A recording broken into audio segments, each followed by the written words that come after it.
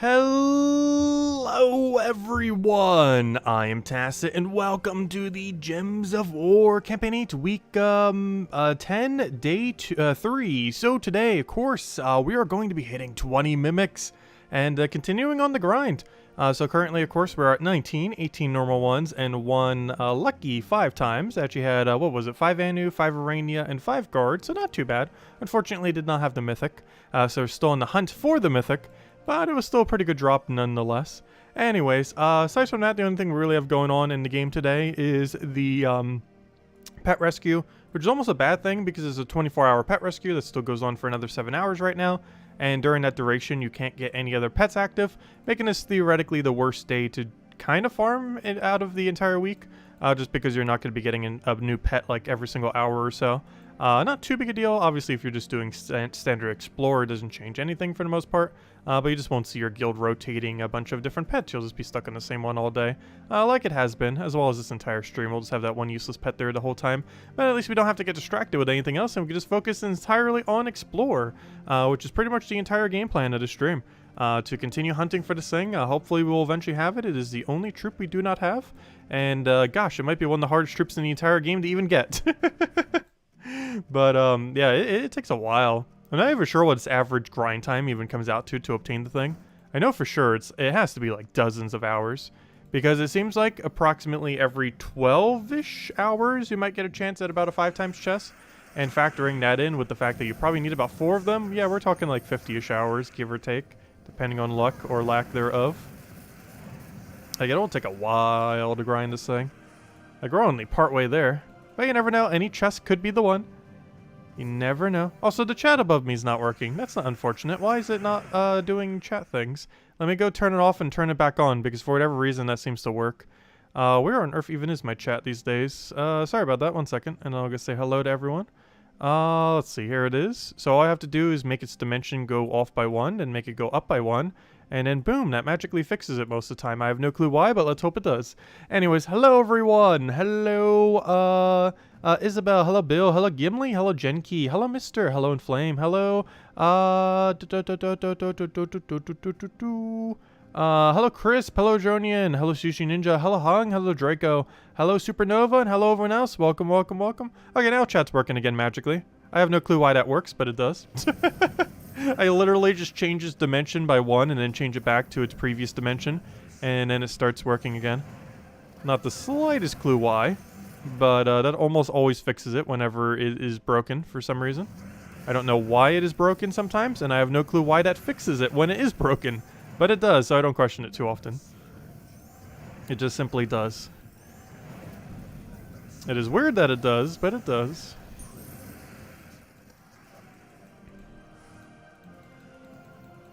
I said hello, Pamela. Hello, Defiant. Hello, John. Have your clock time altered? Yeah, it's the hour shift. If you're wondering why our stream might be like an hour off compared to normal, it was because the hour shift back on Sunday. So everything's kind of 1 whole hour off now. Depending on if you do daylight savings or not around when the United States does. Because that's going to be the time we're going to be streaming on in the near future. If it does seem like it's an hour off compared to the normal time. That is basically our new time now. Because of the whole weird hour shift thing.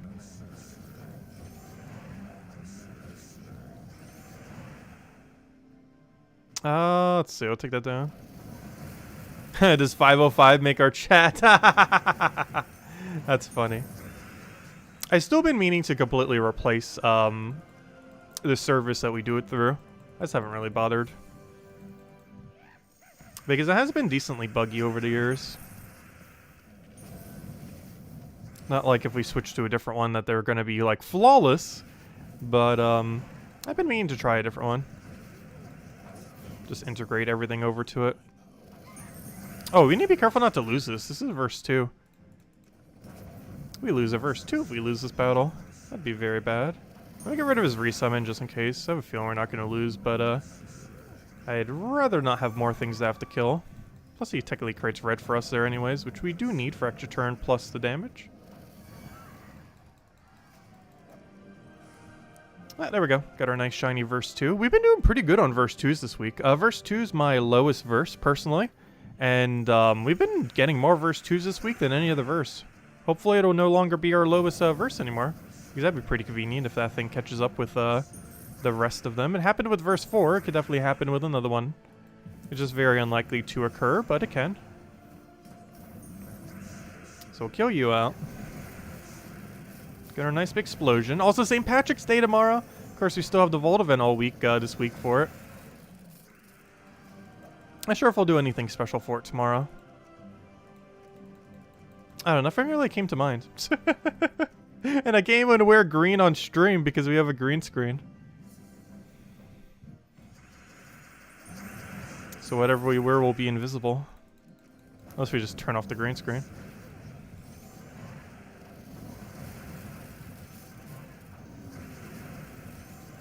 I don't feel like I normally celebrate St. Patrick's Day in any way. I feel like the most common way to celebrate it would be to drink, but I don't ever drink. So we're not doing that.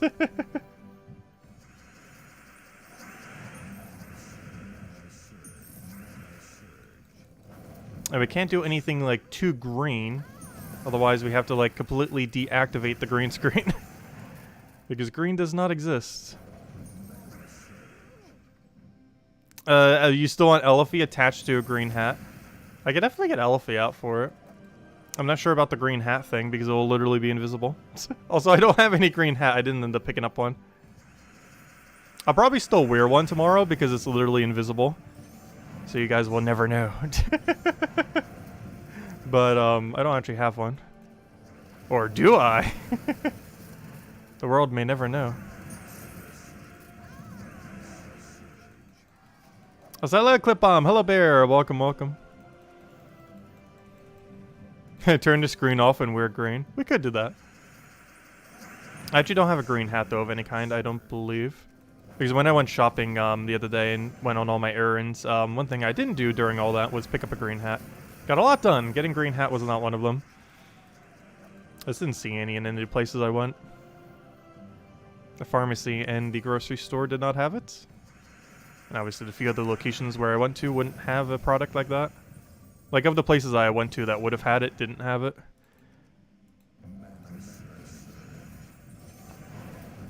Sing Irish folk songs? I'm not sure of a single one.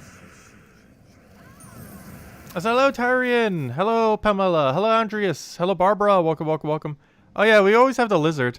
Oh yeah, I actually got another lizard. Did I ever show you the other lizard from, that I ended up getting back?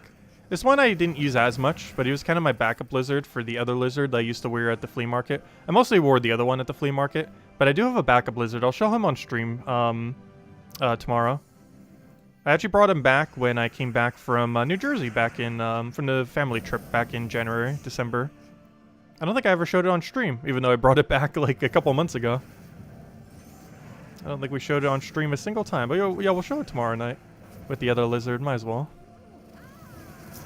I didn't use that one nearly as much. The other one I wore almost every single day to the flea market. It was a fun hat to have.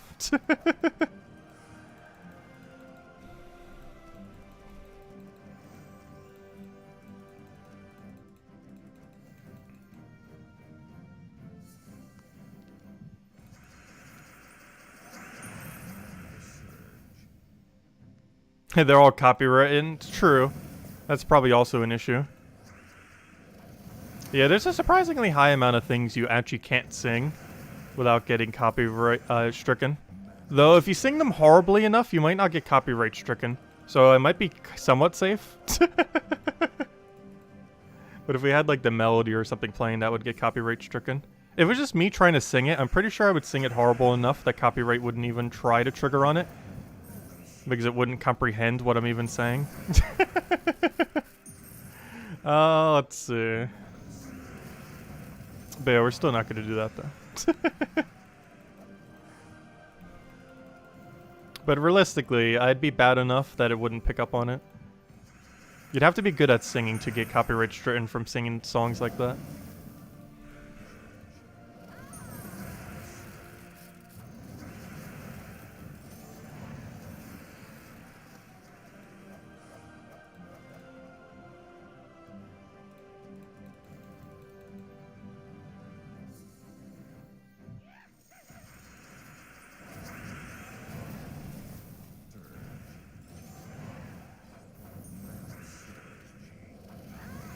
So we've been doing really good on versus this week. I know we have an inflated rate during the Vault event, but still seems like we're getting way above average. Especially for Explore 12. Like, I can understand getting that rate if we're doing, like, Explore 1. But we're getting, like, Explore 1 rate on Explore 12. Because the team we're doing right now is, like, 3 times slower than running Dust Devil. Yet it still feels like we're getting just as many verses.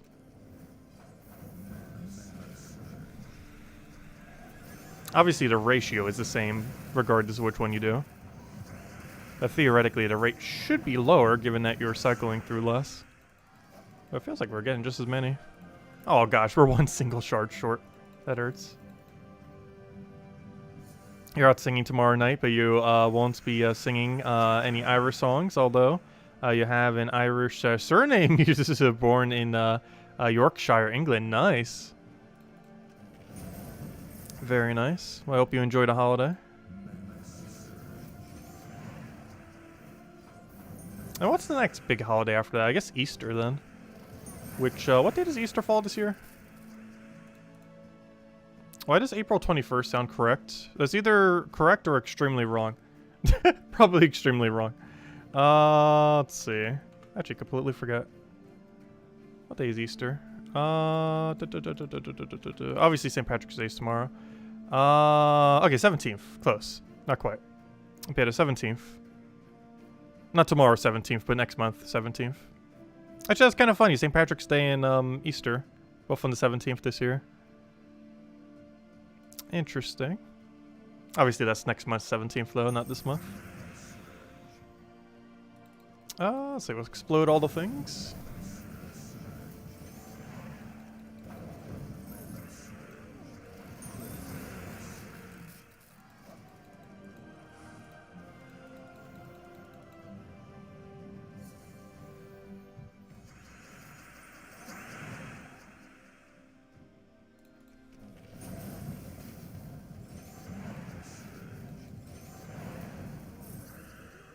You watch your mom's favorite movie on St. Patrick's Day, part of your stream of the Darby O'Gill and the Little People.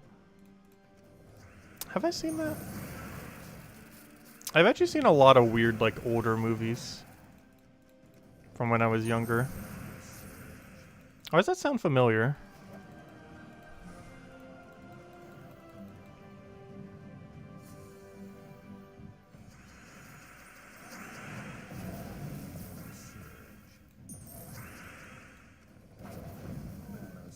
I believe I used to actually know someone who was Irish in middle school.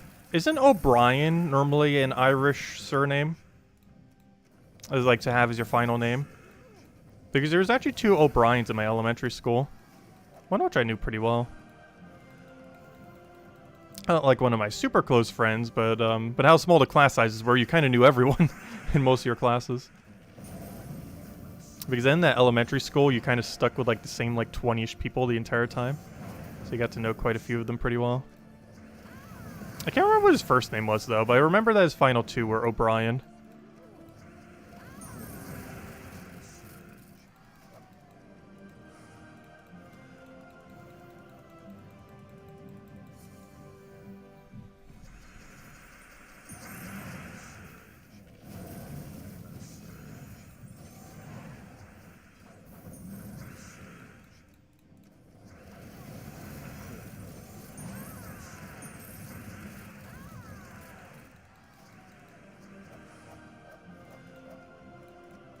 Also, no mimics yet, though we've only been going for like 15 minutes. I still want mimics, though. Because we gotta hit our 20th mimic. The title even says we are. No, obviously we were. There's no way we're not getting 1. I can assure you this stream is not ending prior to us having 1, that is for sure. Ideally, we want to see multiple tonight. That would be the goal. But minimum is 1. Ideally, we'll hit like 2 or 3. Might do a little bit of a mix, kind of like how we did last night. I know, we could even poll it. Which ones would you guys like to see the most? Might as well poll it real quick. Which one are you guys the most interested in? This is a little bit different than which one are you actually doing. But, which would you find the most interesting to watch? Let's see. Explore 1, Ironhawk. Explore 7, Phoenicia. I assume I spelled that correctly. Explore 12, Zulgoff. Archie, Explore 1, I'm actually gonna say Explore 1 Gnomapalooza instead of that. Gnome, Palooza. Or, the other one is any. I don't know if I should have an any option, because I feel like that might be the highest voted one. I'll put it there. Yeah, there we go. Let's see what actually comes out, because I actually have no clue. Though maybe I shouldn't have put an any, because I feel like a lot of people might just default to the any.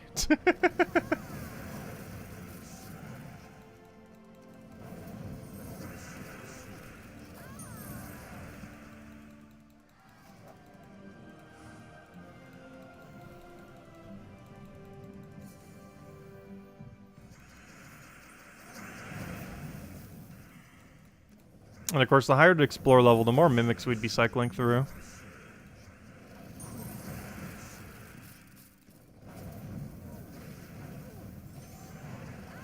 But the lower the explore level, the more Volkeys we'd be cycling through. And just gnomes in general.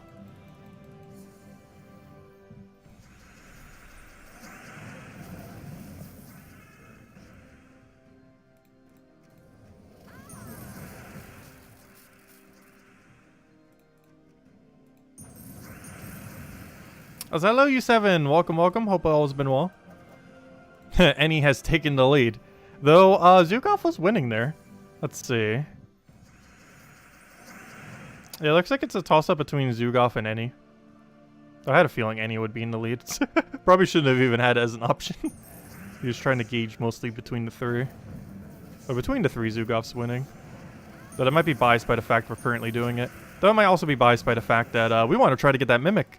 And the quickest way to get that Mimic is to run Explore 12 Zulgoff or any similar to Explore 12 team. I just like you doing Zulgoff personally. There's other ways to do it. I just really like the Zulgoff method. It's also very quick.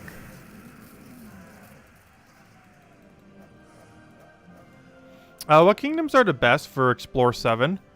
Most of them?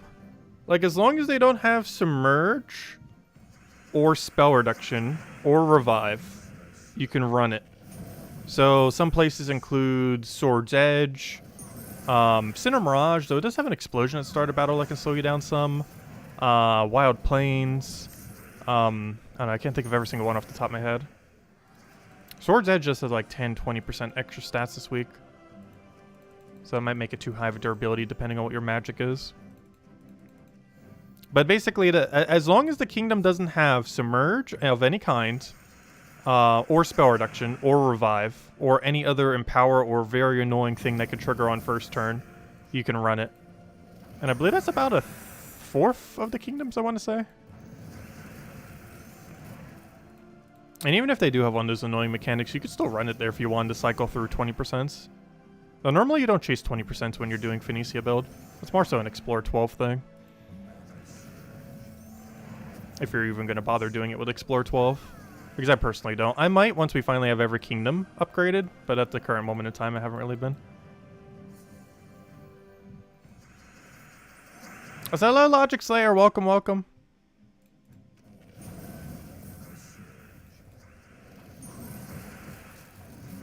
Have any of you guys been getting any luck on the event so far? Vault keys or otherwise? Any shiny power orbs? Anyone actually get the Horde mimicked? I know we pulled it earlier and it showed about 4% of people had it. And that poll got like 100 votes, so it was like 4 people. So some amount might have it by now. It's so elusive though. It is so extremely elusive. What was your poll option? You're just here so you don't get fired. That's funny.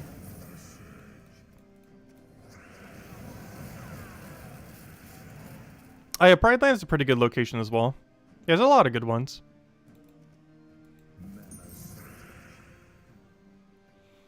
You got several of them? Nice. Yeah, I'm still only at one. We're getting there though. Though we also haven't farmed like a super high amount this week. Based on our poll, most people who are watching the stream plan to only farm 0 to 10 hours this week. I think we almost already farmed that much. It's not even halfway through the week. We're likely falling somewhere around like 20 to 35 hours on it. I highly doubt we're going to break like 30 hours though. Because it's already like, what, 5 hours a day? Almost 5 hours a day, like 4 to 5.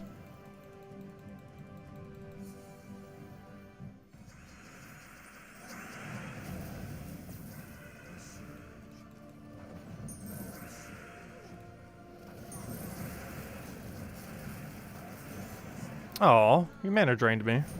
I needed that mana. How are we gonna insta-kill you now?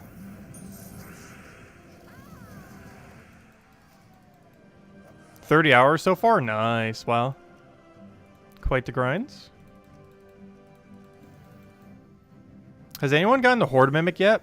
Some amount of people did based on our poll that we did the other day.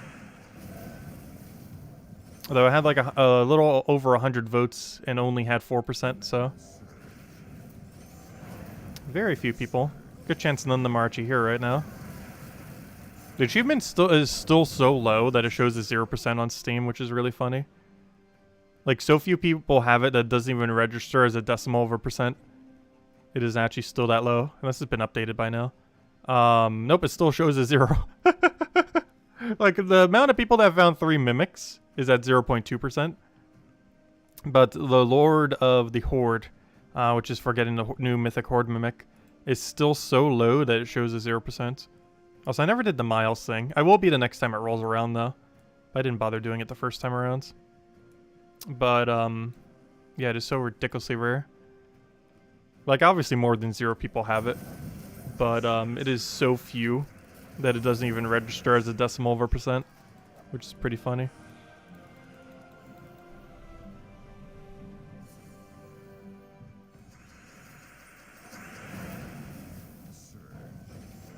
Hopefully we can join that non-existent decimal of a percent soon. That'd be funny if once we have it, it moves to 0.1%. Realistically, by the time we have it, it probably will. Not because we got it, but because enough people would have by then to probably push it over. Because we'll probably have it by the end this week. I sure hope so. Because if we don't have it by the end this week, that's kind of unfortunate. Because ideally we power grind like crazy this weekend until we have it or something. Like that would be ideal.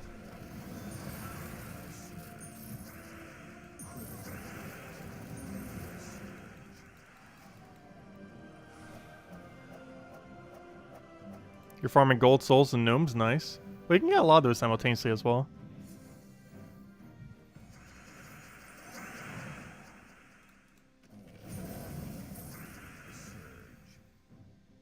Oh, you got the mythic? Nice, you 7. Congrats. That's a huge pickup. Very, very nice finds. I kind of hope we, like, as much as I want it, I almost hope we don't get it. Anytime too soon. Because if I end up getting it, like, tonight or tomorrow night, I won't feel like grinding like crazy this weekend for the Vault event. But if we don't get it till, like, Saturday night or Sunday night, we're still gonna grind like crazy. Because I'll definitely feel less incentivized to do some power grinding this weekend when we have more time. If we already have the mythic. But if we don't, then I'm gonna have some long streams.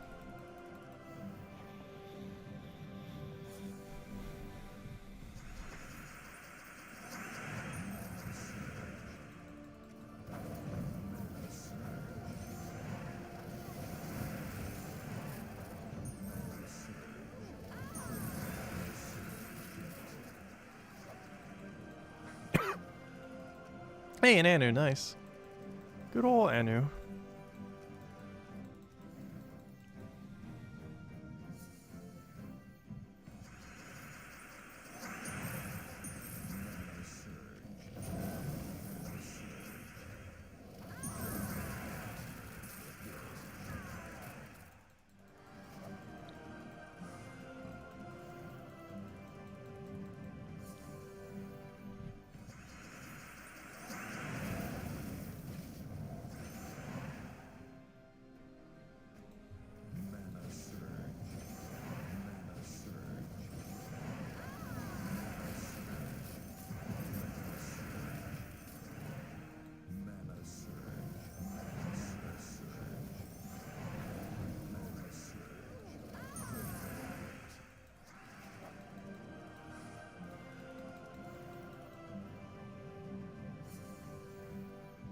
If you don't want it, you'll take it.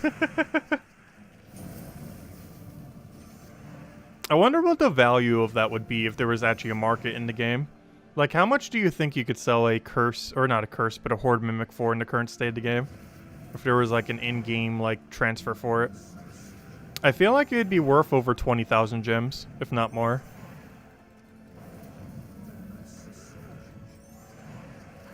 Like, it might even be closer to 30,000 gems.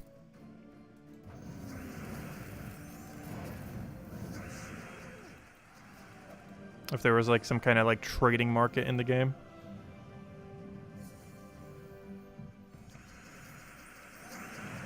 It would definitely be the most expensive mythic in the entire game.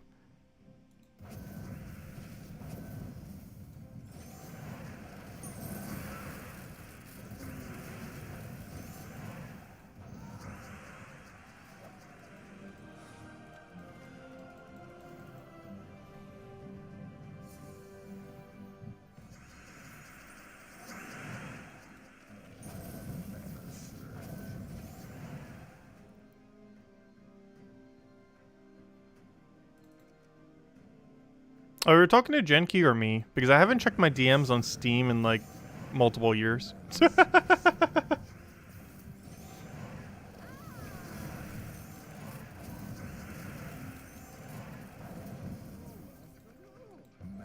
pretty much, like, always keep it in the little deactivated thing.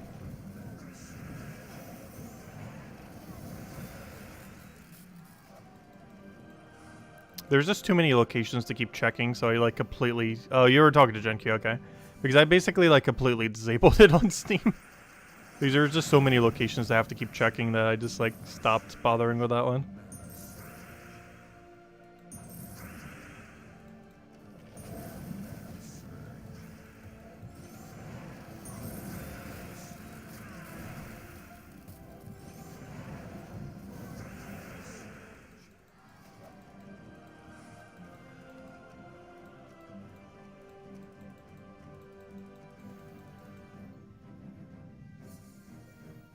You would put up 10 diamonds for one?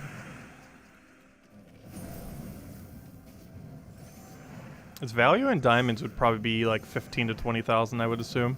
Though there's some people in endgame who have more diamonds than gems, which is kind of funny. Actually, I never thought about that. Don't I have more diamonds than gems? It's something that I never really fully realized until just now. But don't we have substantially more diamonds than we do gems? I have 35,522 gems. And if we compare that to how many diamonds we currently have 100. Is that even a question? Gosh. If only diamonds were used for something. But wow, that's a lot of diamonds. That's not even all the diamonds I have. Gosh, just the amount of diamonds I can craft off of shards are almost more than my gem stack. Well, not quite. It's like half. Not even half. Almost. It's getting there. But just the diamonds I can craft from the shards are like half my gem stack. Not even counting the diamonds we have just sitting there. Because there's nothing to use them on once you've completed the game. Because their main sink is getting mythics you don't have. But there's an issue with that sink. What if you have every mythic in the game? Because then you reach a point where diamonds have no purpose. Not sure if they're ever going to do anything with them in the future. But I actually can't use any of my diamonds for anything useful. Because you reach a point where you have so much completion where they actually do nothing. Despite how useful, despite them being like one of the most useful currencies as you're progressing through the game, they actually reach a point where they become useless. Well, I mean, not completely useless, but you know, effectively useless, at least for most progress. There's just no progress more that they can give. Like, literally gem keys are better progress to us now than, having more diamonds. Because that at least allows us to get new mythics immediately. Because that's one nice property that gem keys and stuff have. Is they do allow to go for those immediate drop tables. Whereas diamonds are always delayed. You have to wait till they rotate around in Soulforge. Theoretically, we could just wait when a new troop comes out. And then just wait until it comes in Soulforge. The only problem with that is that could be literal months of time to have to wait. So we just get it all immediately.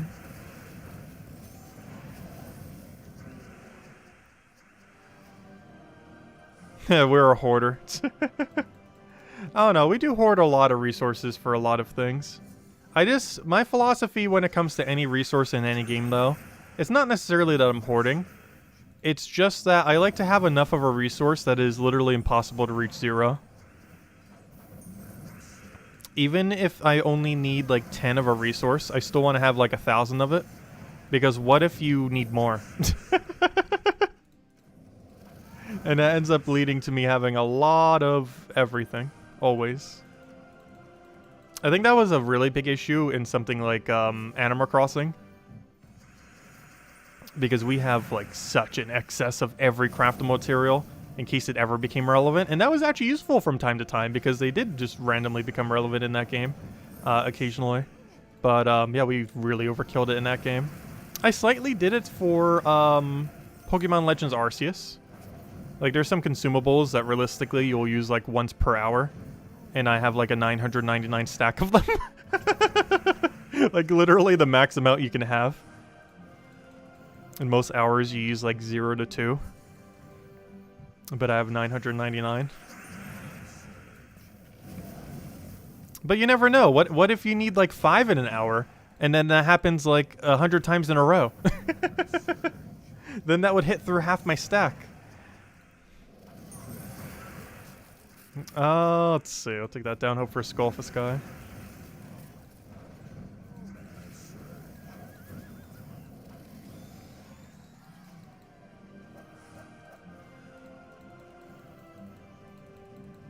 Time to apply that philosophy to IRL. It's a lot harder to apply to IRL though. Mostly due to how taxes and constant costs of everything. And inflation.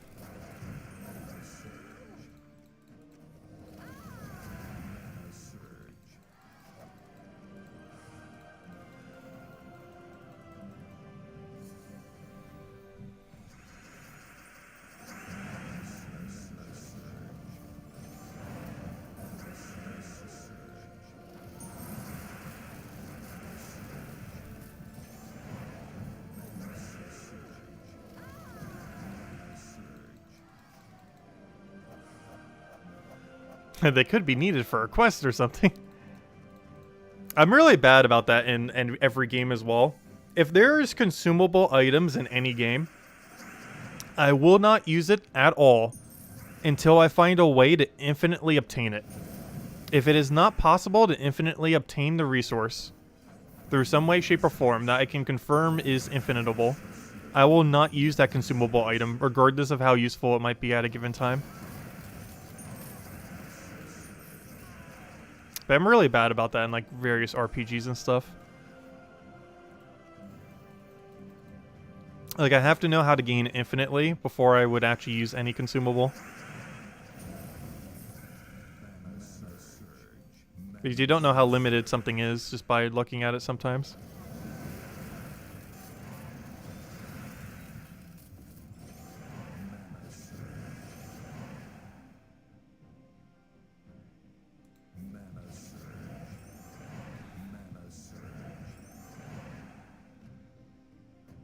Yeah, consumables are a weird thing in many games.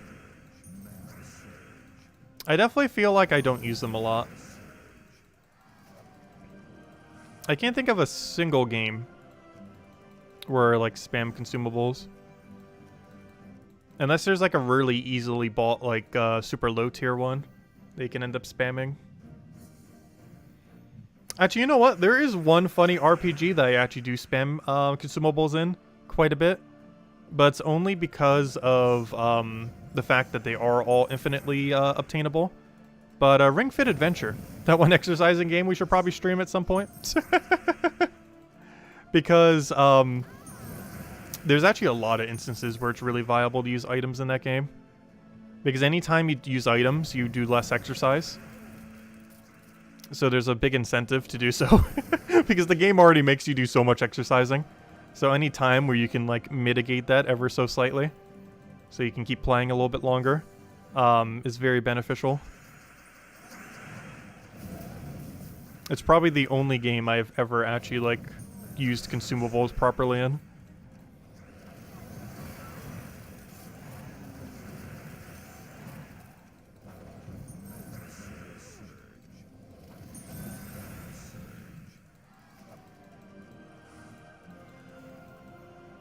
Because in a normal combat in that game, you're using a consumable almost every other turn. Especially because boosted stats last about as long as they do in Pokemon. It's only like a few turns. And there's also things that like type change, so you can get type advantage. So if you want to do like a particular exercise, like let's say I want to do all arm exercises, but I'm up against green enemies that take extra damage to yoga moves, I would want to go use a food that changes all my arm exercises to yoga moves. It wouldn't change the exercise, but it would change the damage typing of the exercise. So I can do whatever exercise I want while still doing the damage of what I want. So you tend to like food swap a lot for what typing you do as damage.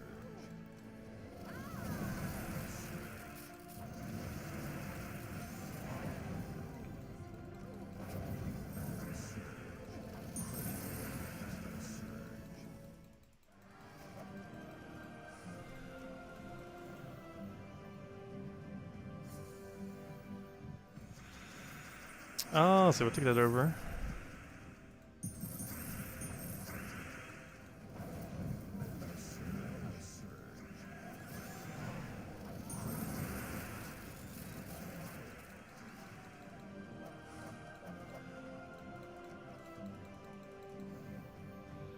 You started a Gnomapalooza and a Cursed Gnome come up. Do you have to wait out the timer now to obtain the full reward? Yes. Though it depends how much timer you have left. I would not advise waiting for a gnome until you're like 5 minutes left or less. Or maybe 7 minutes or less. Like if you still have like half the Palooza to do, you probably just want to keep farming until you find another one. Otherwise you're going to be sitting on it for a while. But yeah, the way that you get the full loot from a Cursed Gnome is you have to wait out the entire timer. And then once the entire timer is done, you'll get the full loot for the gnome, as well as everything else in the battle. But you have to wait out the entirety of the timer. And if it's too early, it's not worth waiting out the whole timer. You'd get more loot just by grinding than waiting. I feel like the 5-minute mark or below is generally the time you'd kind of start doing it. Unless you just really, really want to curse shards, in which case you might start it a little bit earlier than that. But if you're only like a few minutes into one, you probably don't want to wait on it. Because then you just threw your whole Palooza basically to get a Cursed Gnome. Plus you'd have to wait like 10 minutes doing nothing.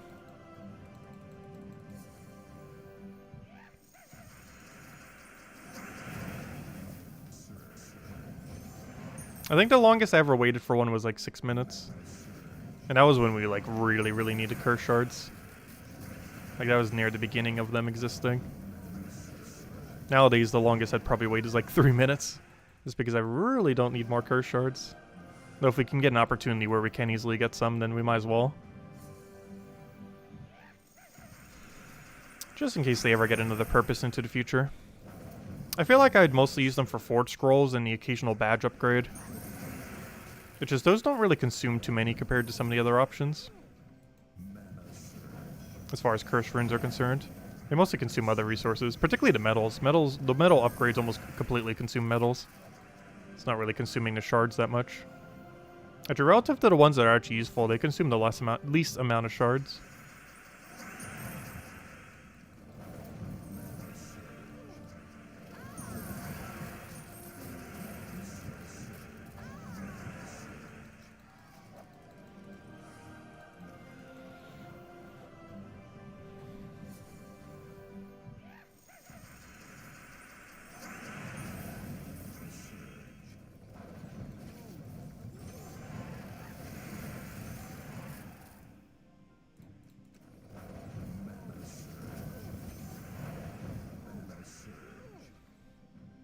I thought the game made Tacit physically exercise. Which one? Ring Fit Adventure? It does. We should stream it sometime. I've been meaning to. We've streamed it once in one variety stream a while back, like 2 years back, and I never bothered streaming it again. We definitely should. I've always joked about it, but we should just do a whole series on it. Like, legitimately, if we, like, at least once a week, though ideally, like, multiple times a week, did that game, by the time we finish one playthrough, if we did it within, like, a few months period, we'd probably lose, like, 10 to 20 pounds during that time. Like, it's actually pretty intense.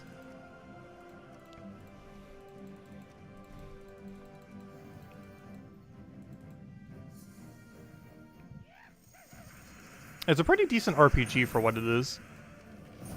It's very generic in a lot of areas, but it does what it does well.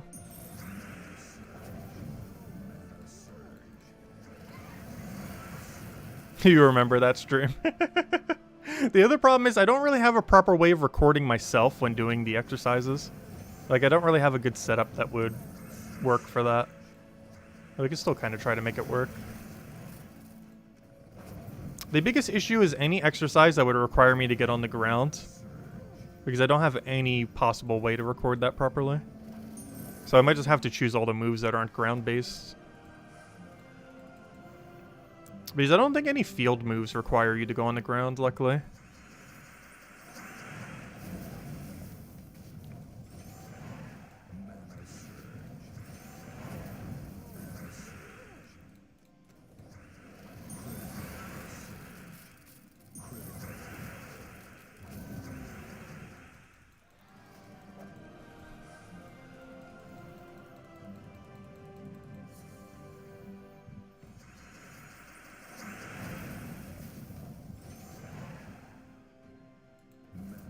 Should've just taken the purple. I was just hoping we'd get lucky from a big cascade. It did not actually happen. If Gems of War made you exercise, would you? I probably would. I'm not sure how you could integrate something like that into a match 3 game though. Do you have to do like movements with your arms to like move the gems? Do like a little dance routine with arm movement.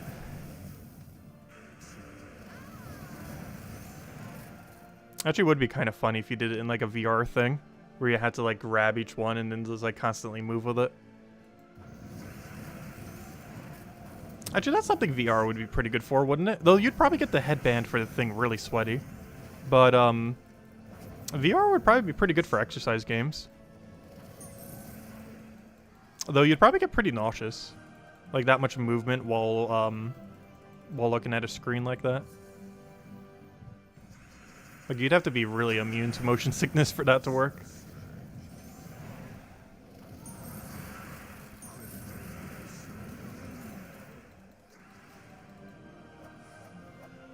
I do have a treadmill. I could bring it into this room while we play Gems of War. That would be kind of funny. I've joked about that in the past as well.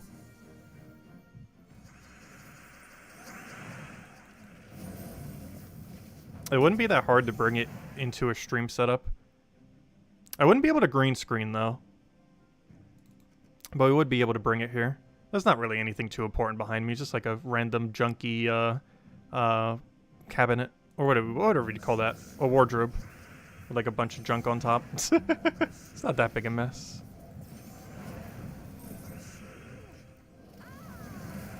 Though I need to make sure to make the bed, because my bed's always like half disheveled. There's a lot of days I do take like a little mini nap, and I almost never make the bed afterwards. Like in the morning I normally will, but if I'm going to like lay down for an hour, like I'm not making the bed after that. Staying like that until I go to bed for the night. Hey, Anisha.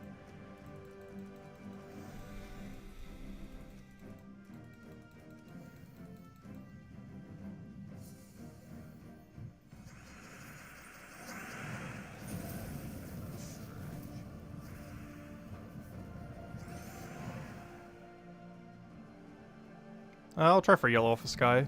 I've got a triple red off a sky, though not a yellow. Or at least not where we needed it. Also, hello Gadget, welcome, welcome.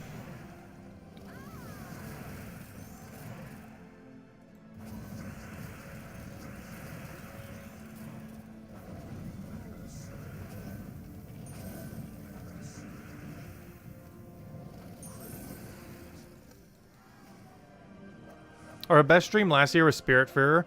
Though, we should do... Yeah, I really enjoyed Spiritfarer. I really enjoyed that game. We didn't get too many viewers for it, but it was honestly one of my favorite games I've played in the last few years. At least from a storyline perspective. I don't feel like a lot of people even tried that game. I'm pretty sure it only sold like 1 million or 2 copies, or somewhere around there. Maybe not even that many. It was a really good game. It didn't have too much content, though. But what it did do with the storyline, I really liked.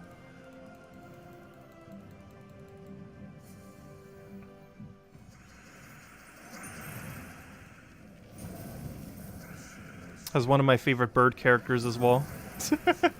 The what bird character isn't my favorite bird character, though I did have one. It was basically a better version of Blathers from, it was like if Blathers from Animal Crossing was a philosopher. Which was an absolutely amazing way to do an owl character.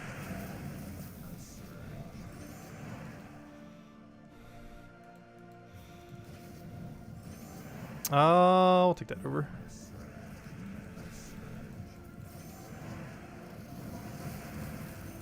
Yeah, we need to do more different games. I've kind of been a little bit stuck maxing out the most recent Pokemon game. We're pretty close to fully completing that game, though.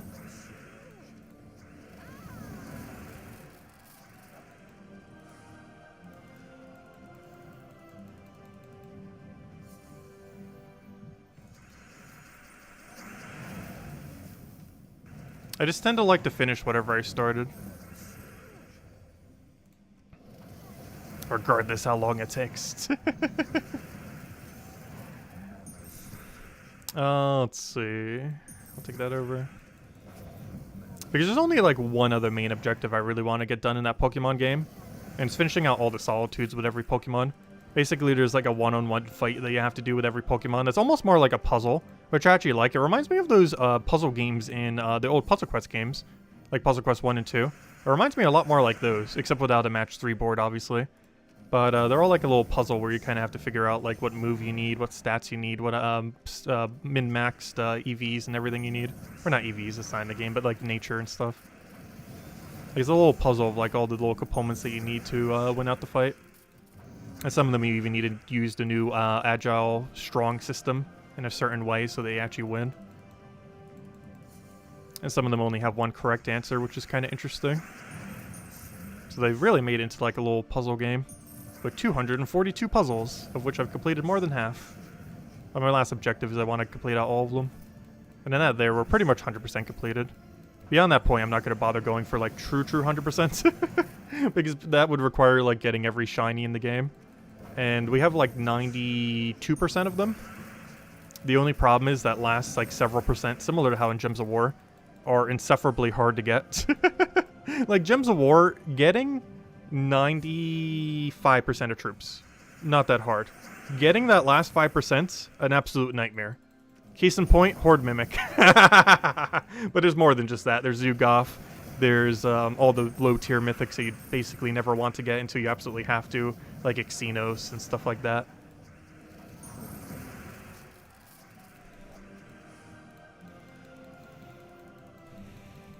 New Xenoblade Chronicles, Fire Emblem Warrior 3 Hero Hopes. I'm probably not playing the 3 Hopes game. The Xenoblade Chronicles 3 I will be playing though. Though I didn't play Xenoblade Chronicles 1, however, I'm pretty sure you do not need to have played Xenoblade Chronicles 1 to understand it. Because I could understand, like I fully understood Xenoblade Chronicles 2 without having played Xenoblade Chronicles 1. And I feel like that will hopefully be the same way for Xenoblade Chronicles 3. However, I will probably be restreaming, or, you know, doing a stream again for the entirety of Xenoblade Chronicles 2 prior to us doing 3. Just in case there's any context that is needed to know. I'm not sure if there is, but there might be. Also, I have a feeling Xenoblade Chronicles 2 I might end up liking more than Xenoblade Chronicles 3. We'll have to see. We don't know too much about 3 currently. Because I know the characters from 2 is what really made it. And if they're keeping the combat system, but kind of getting rid of the whole other system that they had in Xenoblade Chronicles 2, I might not like it as much. Because that concept of it was actually really solid. Whereas they might go back to a bit more of a Xenoblade Chronicles 1 kind of combat system. Which, like, wasn't bad. But I definitely didn't care for it as much compared to the 2's version. But very little is known about it currently, so we'll find out when the release date gets closer.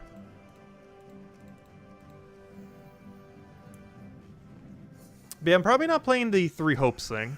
That one I'm probably not, unfortunately. I'd rather go and play more 3 Houses than play the 3 Hopes. Though I do have to say, I do feel like it would be a lot of fun to play as Claude. I really like bow characters. I'm not sure why, but like every bow character in existence, I pretty much love. There's almost no exception.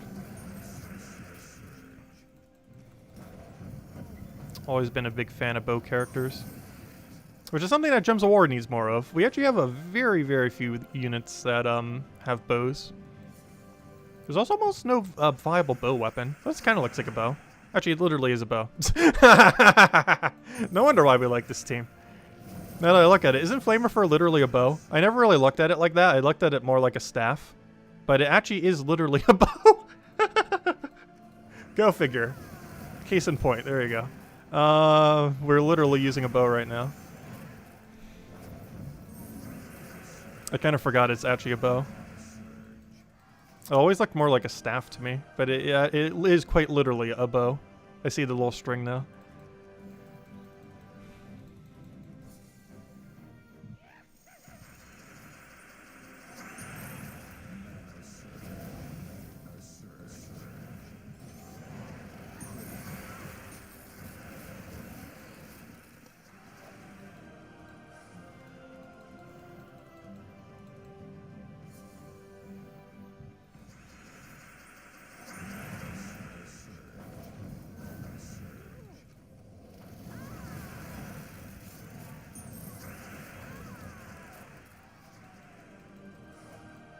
Your Valley uses a bow as well as Tiba, which is a character we didn't really get to explore much in Age of Calamity.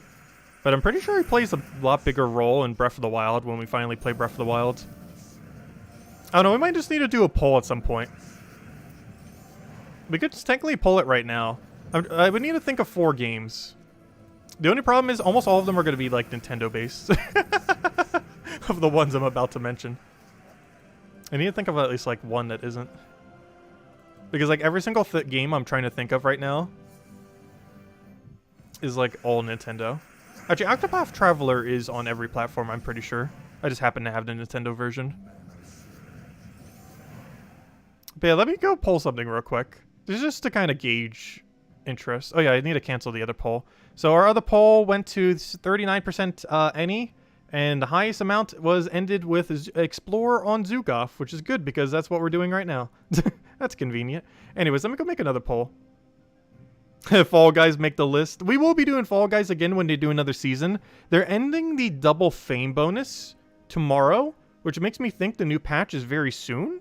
Because normally they do double fame at the end of the season, and it's ending tomorrow, or today, or whenever it is. I haven't been keeping track with it too much. So hopefully a new season's coming. But yeah, once the new season of Fall Guys drops, we will be streaming it for sure. They just haven't really been doing much content lately. Okay, what game should we do next? What game should we stream next? This is mostly just to engage where they fall. Let's see. I think these might all be, also I will be playing the new Mario Kart, or not new Mario Kart, but Mario Kart's getting some more maps this Friday. I'll probably mess around with that a little bit. As far as like starting a game from scratch and going through it. Ring Fit Adventure. I'm trying to think of ones that we haven't played through on this channel. I don't want to name one that we like partially did, or like pretty much did, but they added more content. So I'm trying to think of ones like we haven't really done. Like we did one stream of Ring Fit Adventure, but it doesn't really count. It was like thrown in with a bunch of other stuff. Xenoblade Chronicles 2 I also only ever did one stream for, so let's see. Xenoblade Chronicles 2. Some people are requesting a lot for Triangle Strategy. I believe that's currently a Switch exclusive, but I believe it's coming to every platform. I believe. I'm actually not sure at all. But it's kind of like Fire Emblem Three Houses, but like a 2.5D kind of thing. I'm not even sure everything about it. I'd be going into it pretty blind, though I know like generally what it is. And Octopath Traveler, which I think is the only thing on this list, even on any other platform right now. I'm just kind of curious if I put these 4 in here, which one will be the highest. Doesn't mean we'll necessarily be doing that one next. I'm just curious if I put these 4 options down, which ones you guys would vote for the most. Also, there's no option for none, so just don't vote if you don't want to vote on one.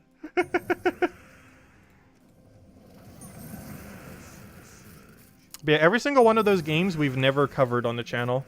The most recent one there is Triangle Strategy, which came out a few weeks ago. I was just kind of busy with Pokemon, so I never got around to it. I believe the only one there on multiple platforms, though... Hey, a 2-time chest, finally! Our first Mimic. The only one on multiple platforms there, I'm pretty sure, is Octopath Traveler, but I believe Triangle Strategy is also coming, I think, to other platforms. I have no clue. Yeah, Octopath Traveler is, like, literally on every platform. It's the only one that is. I believe every single other thing there is a Nintendo exclusive. Though I believe Triangle Strategy might become a non-Nintendo exclusive. I think it's like a 1 year or 2 year obligation to be exclusive or something.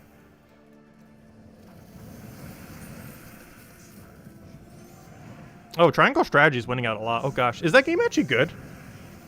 Like, I don't want any spoilers for the game, but is that game like actually like legitimately good? Because I have heard like multiple people mention I should go play it, and I still haven't even like barely looked at it. Like, I was going to at launch, but then Pokemon was like, ooh. So I got a bit distracted. But, we'll definitely need to. Oh, we only got it 2 times. But, hey, we're finally at 20 chests. The title's not a lie. Finally. Oh, there we go. We have officially hit 20 total chests. 19 2 times and 1 5 times. Which is indeed 20. There we go. Theoretically, it's 22 times and 1 5 times, depending on how you look at it. I'm counting... The one time we got the 5 times, I'm not counting as a 2 times. Is it really good? Interesting. Because I know pretty little about it, other than that it kind of seemed like Fire Emblem, but not Fire Emblem. Like, is it better? Would you say it's better than Fire Emblem 3 Houses, or worse? Or about the same? Or, like, better in a different way? Like, how would you describe it compared to Fire Emblem 3 Houses? Because I know it has, like, the most similarity to that, as far as, like, anything that I've played, personally. Like, is it better, worse, or just better in a different way?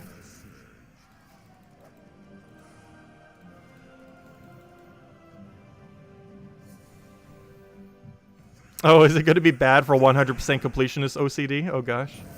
We'll see. Depends how difficult it is. Because 3 Houses wasn't that bad on difficulty. It had a bit of a learning curve if you haven't played the genre much in a while, and I haven't played the genre much in a while. But after you get past that learning curve, it's pretty straightforward.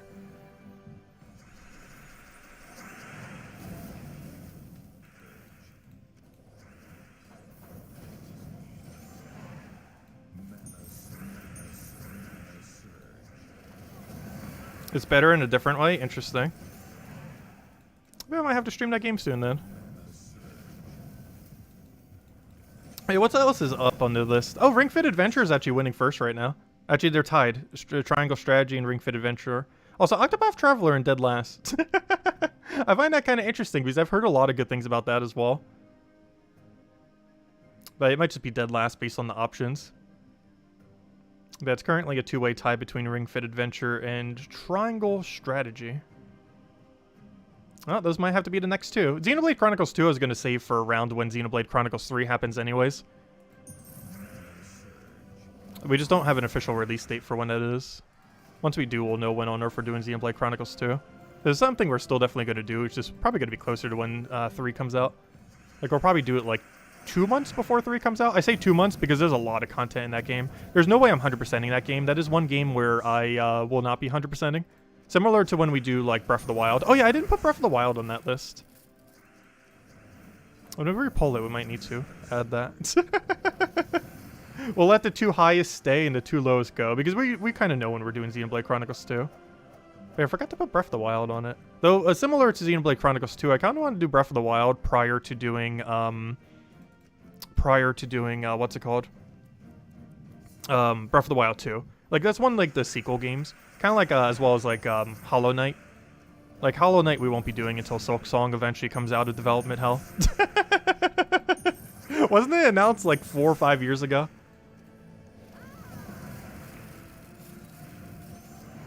Like, it's pretty much like a meme at this point that's, like, never coming out.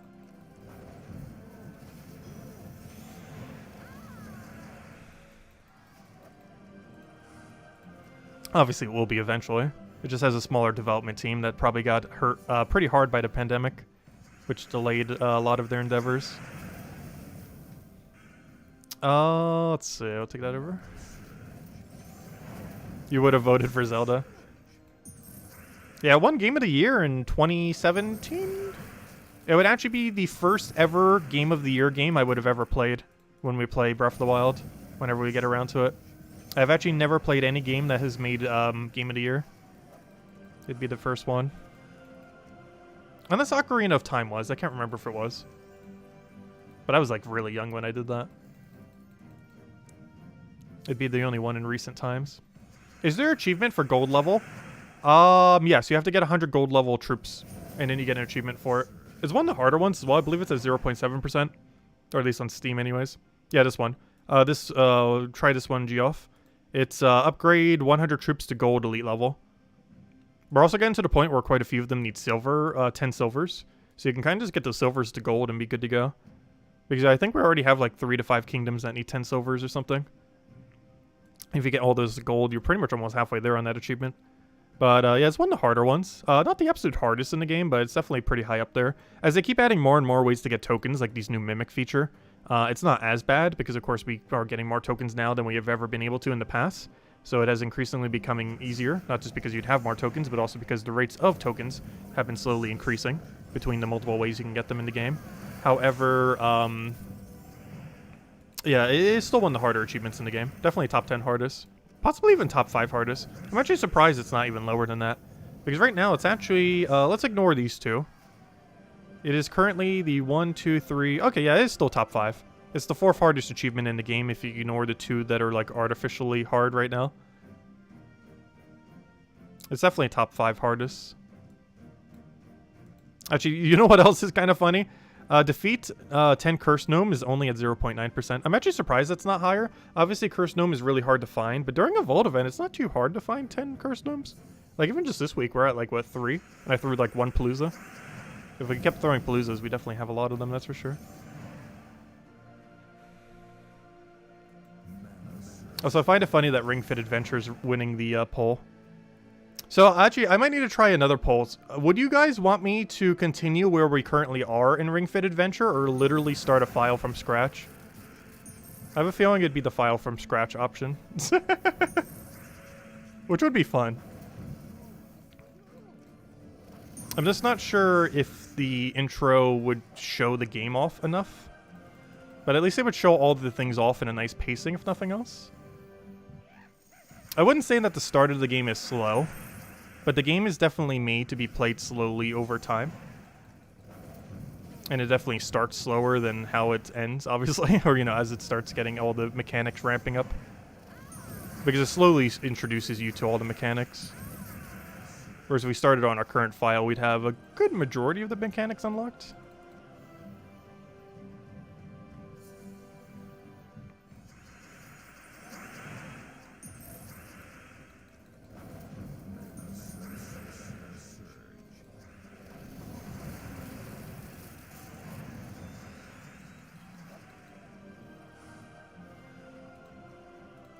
What about the amount of gold coins? There's no achievement attached to gold, I don't think. Is there? I don't believe there is. You mostly just put it into your guild later in the game. Gyms of War. Actually, that'd be funny if they made a Pokemon exercising game. Where you had to go to various gyms to exercise. That's what Generation 9's gonna be when it comes out in November. It's secretly going to be an exercising game where you go to gyms to exercise instead of getting badges with Pokemon fights. That would be a really, really funny game for them to make. That better be something they release on April Fool's one day, but it actually be like a legitimate thing.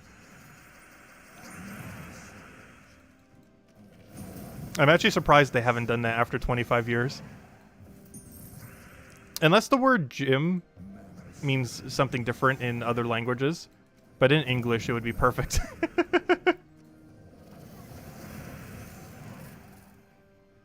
Let's see, we'll take that over.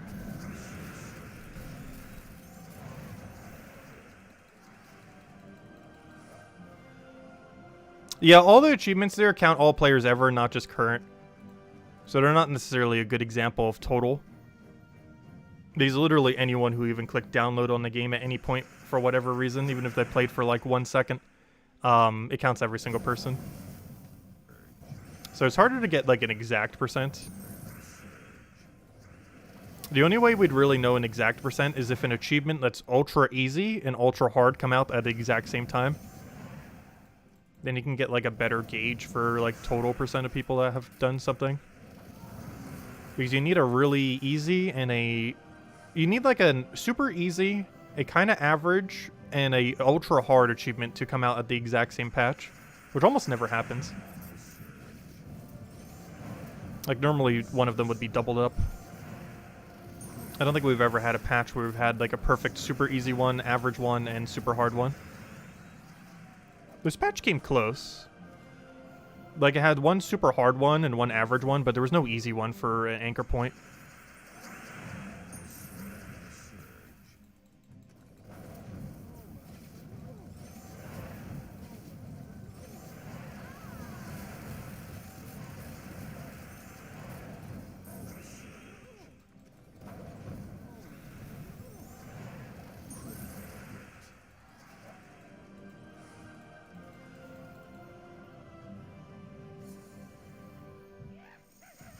A friend in your guild has gotten 2 horde mimics? Oh no, he's hoarding all the horde mimics. Get him. He's hoarding the horde mimics. I really want to see someone next Guild War. Oh, never mind, you wouldn't be able to do that. But at least on PvP. Like, just set like 3 or 4 horde mimics somehow. It'd be such a trolly move.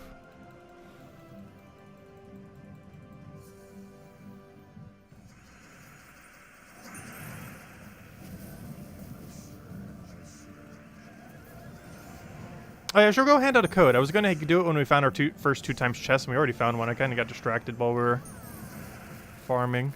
So let me go do that. And then I want to go change the poll to one last thing. So we're going to poll 3 things today. The next one I want to go poll, since Ring Fit Adventure does seem to be winning right now. Though we will be doing Triangle Strategy as well. Might even do both of them side by side. They seem to be like pretty tied right now.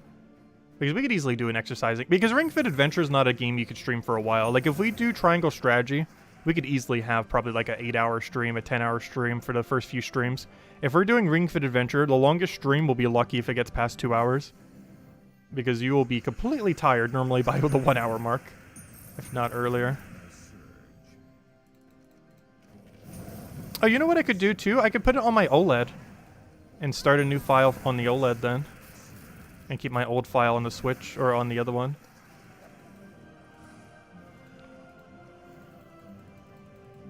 Because I actually don't have any game currently in the game cartridge on my OLED. So I can just put Ring Fit Adventure there. And keep it as our designated Ring Fit Adventure Switch. Because currently I've only been using it for the Pokemon game. Now we could use it for that and exercising. And that way we won't have Joy-Con drift when we do the keypad for the thing as well. Because gosh, are my old Joy-Con super drifty. The only issue with that, though, is the leg Joy-Con gets kind of drifty.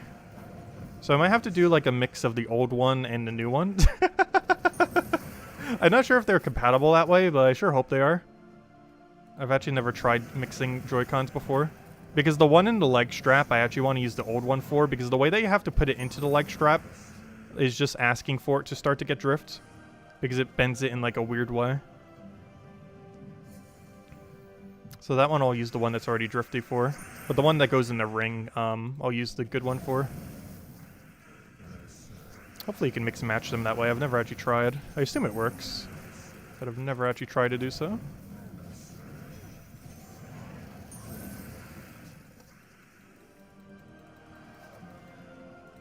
Hey, let me go change the poll and give you out the code. Well, first things first, tribute. Let's grab that. Let's go hand out a code. And let's go change the poll question. We kind of already know what the results are. It's basically a 2-way tie between Triangle Strategy and Ring Fit Adventure. So we'll have to do those 2 next. Anyways, I'm looking for code section.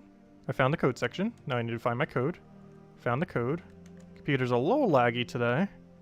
But hopefully not too laggy. Let's see. Put that right over there. Grab that. Copy the whole thing. Hello? There we go. Let's see. There you guys go. There's the redeem code. Use on gemsofwar.com. Under the game code section, your invite code is found in your settings menu. Redeem code's right over there in chat. Copy paste random numbers and letters, starting with DN. And you give same word as always: 2 treasure maps, 1 gem key, 200 souls, and 2,000 roads of gold. Definitely feel free to leave a like on the stream. Helps a lot and is greatly appreciated. And let me go use it for myself, because I actually didn't do it because it was in a loading screen and would not let me.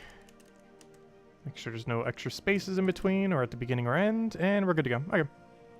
So let me go change the poll real quick.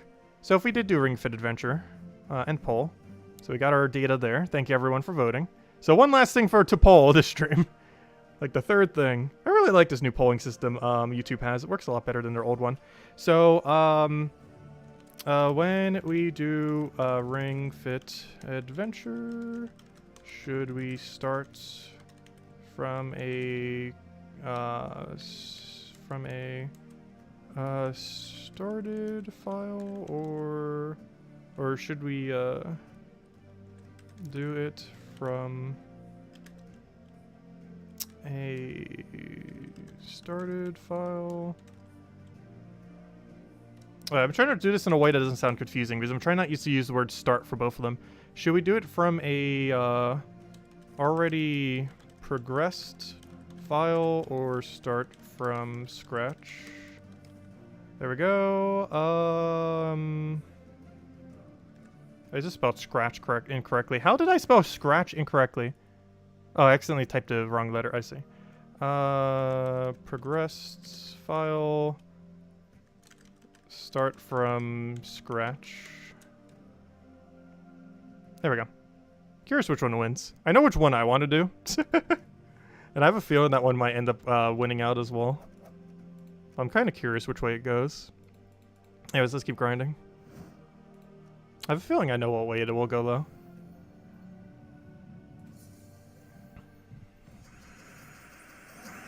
That'll be the last thing we pull.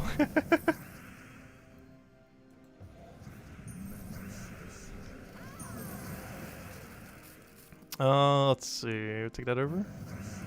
Also, keep in mind, starting from scratch for Ring Fit Adventure, I think the whole thing takes like upwards of like 50 to 100 hours. I'm not even sure. I haven't completed it through it yet. But yep, start from scratch is winning. Which is actually the one I was going to do. But it is winning by quite a lot right now.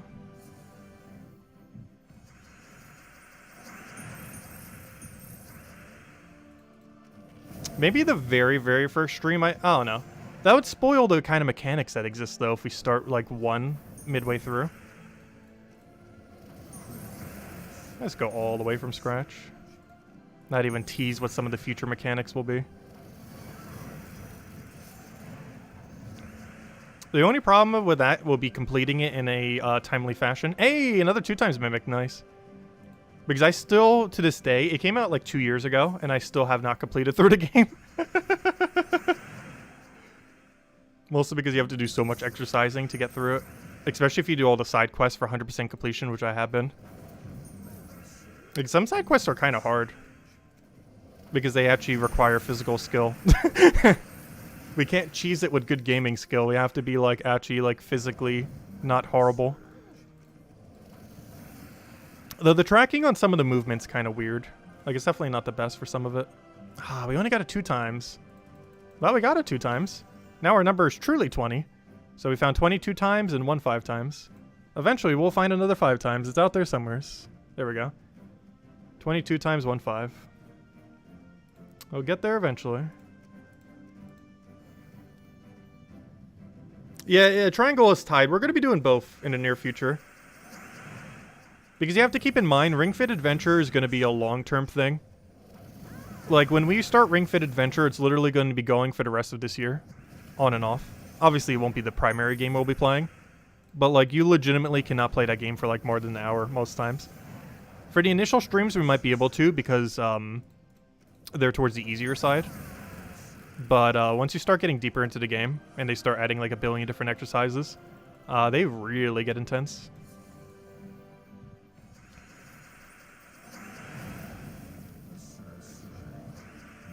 Also, I will probably be setting the difficulty to a slightly lower one, because the only thing it changes is how many reps you have to do while in battles.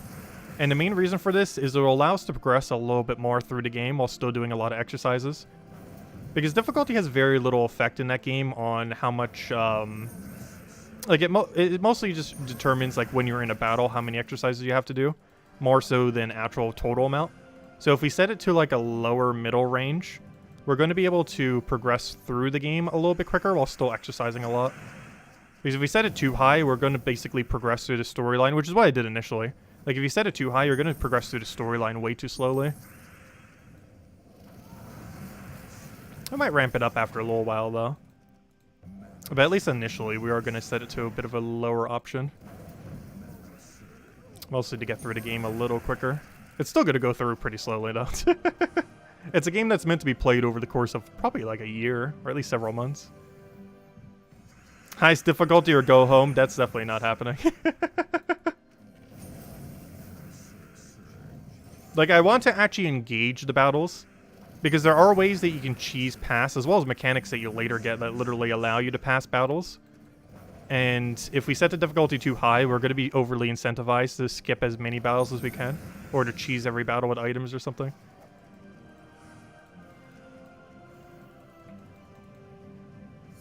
Like, I think it goes everything from difficulty 1 to 30. I'll probably set it to 10. Which is a nice in-between. I'd rather see where it defaults us. And maybe just keep it at that default. Because I think it defaults you based on your age and weight. And, like, no other factor whatsoever. Well, I think, yeah, age, weight, and gender. I'm not sure every factor, but I believe those 3 factors it determines it with.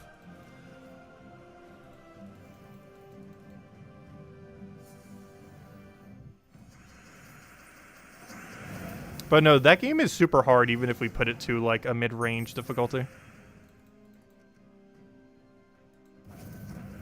Like, unless you're, like, an actual athlete, you really should not be putting it to max.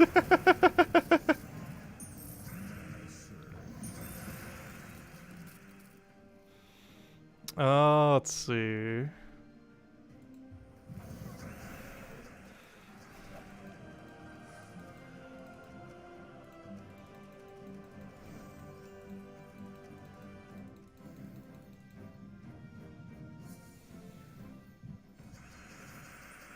Defiant, that's funny. No, I already finished all of them. Also, all we'd have next to us is, like, multiple bottles of water. And maybe something to wipe off sweat. That's gonna be weird, because normally when I play Ring Fit Adventure, I normally don't have clothes on. So I gotta actually remember to wear clothes. Because that'd be very bad otherwise. Because normally when I play, I literally just, like, have underwear on and nothing else. Because you do sweat quite a bit while doing it. But now we have the factor of even more heat on us with any amount of clothes. I don't have proper exercising clothes. I should probably go get some if we're going to, like, really commit to the whole Ring Fit Adventure thing. Like, I need to get, like, some legit, exercising attire.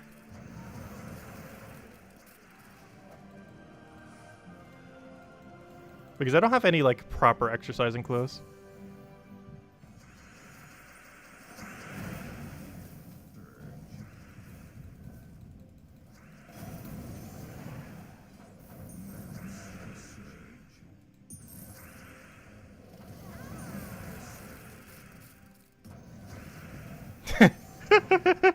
The stream would get us banned.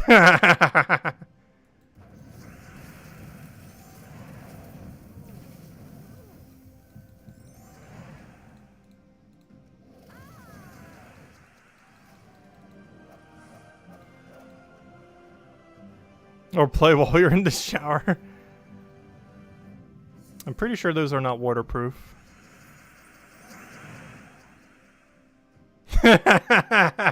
Tyrion.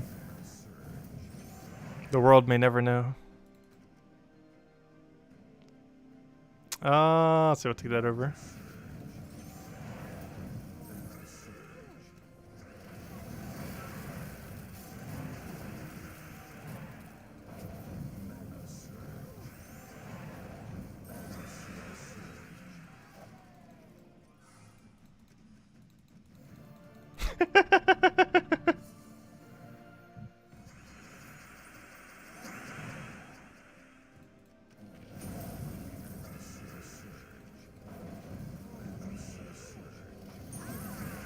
But you know what I meant.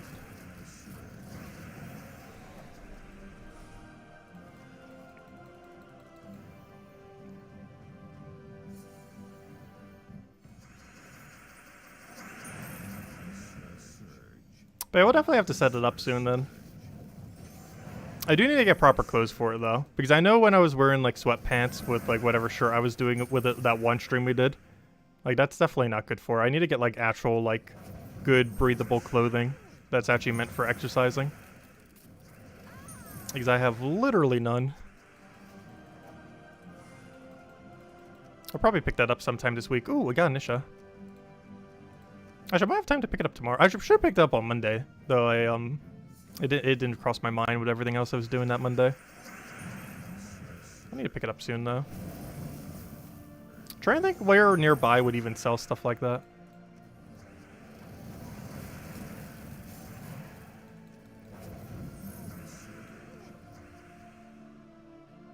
Clip bomb. I know the conversation tangented quite a bit.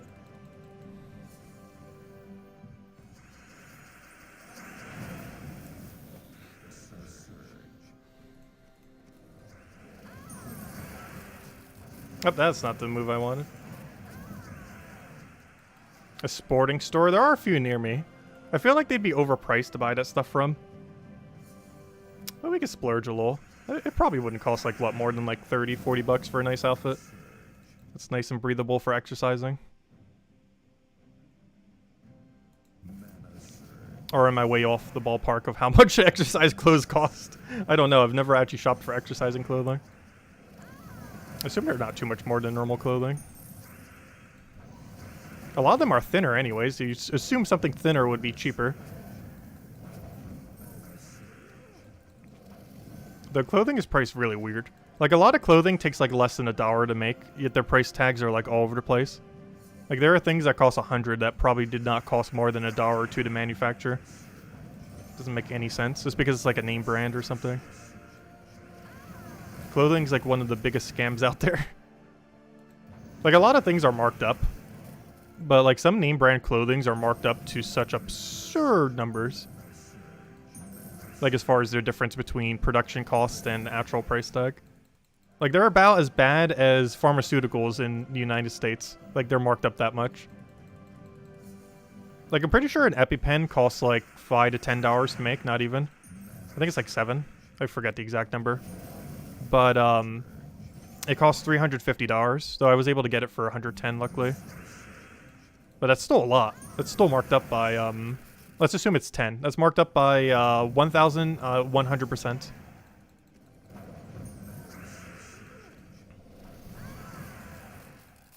Plus tax.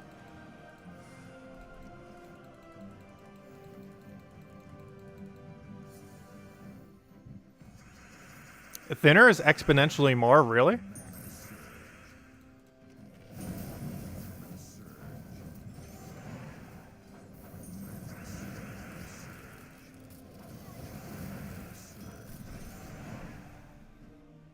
Yeah, I never really understood the point of name brand clothes.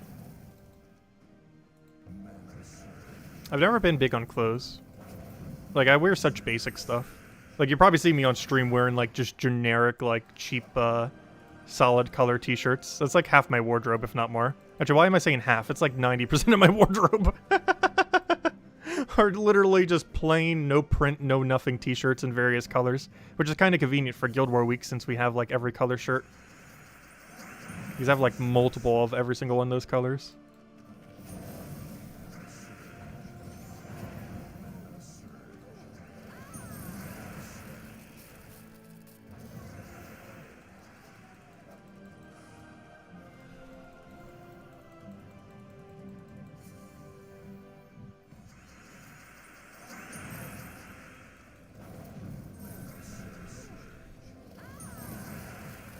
Oh, I should have taken that skull poke. Whoops.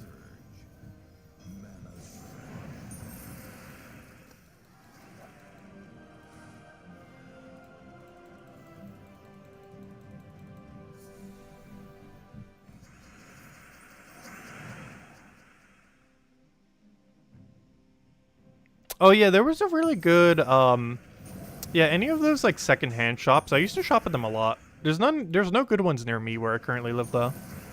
Not that I'm aware of. But I know in New Jersey there was a lot near me. Like those thrift shops.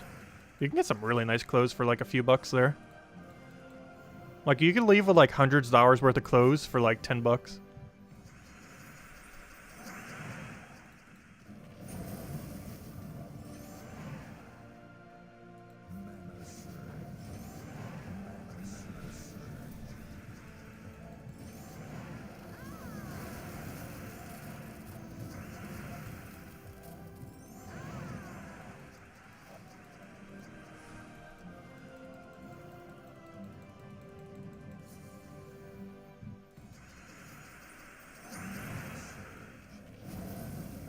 Actually, one of the jackets I still use is from one of them in New Jersey. I have like a nice teal blue jacket kind of thing.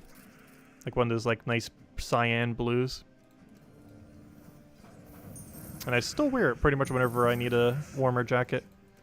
I did end up losing my really, really nice warm jacket though. I actually lost that at McDonald's because I accidentally left it there one day in college. And then it wasn't back because it was actually a pretty good jacket. Like it was a really nice heated, high quality jacket. Well, not heated, but like one of those like really good thermal ones. I think at the place it was like 10 bucks, even though it's like $100-something jacket.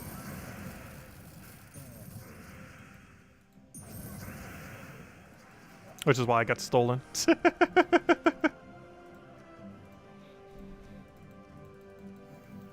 Because normally I don't wear anything too expensive. But at that time, that was like something like decently expensive. Not like over the top, but if someone just randomly sees it, they're definitely stealing it. It's worth enough.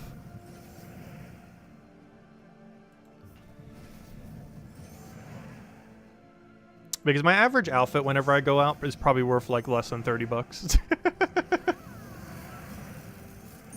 But at the time, that was one of the rare times where I actually had like a somewhat expensive item on, even though I got it for pretty cheap.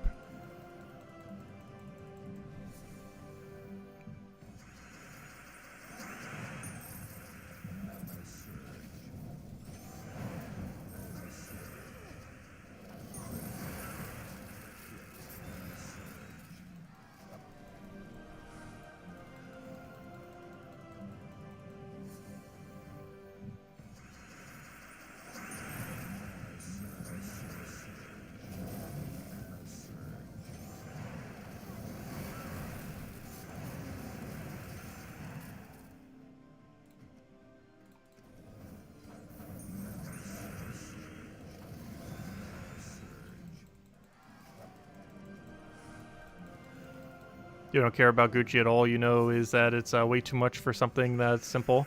Yeah, I never understood the point of main brands like that. I feel like most people just get it just to have, like, the name. It just seems kind of weird.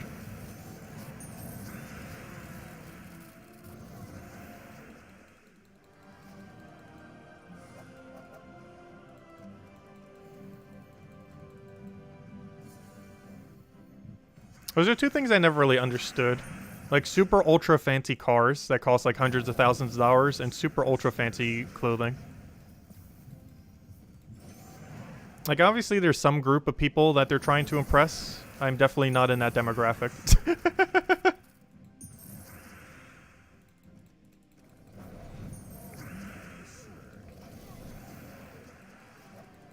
Because they look pretty much like a normal car and normal clothing to me.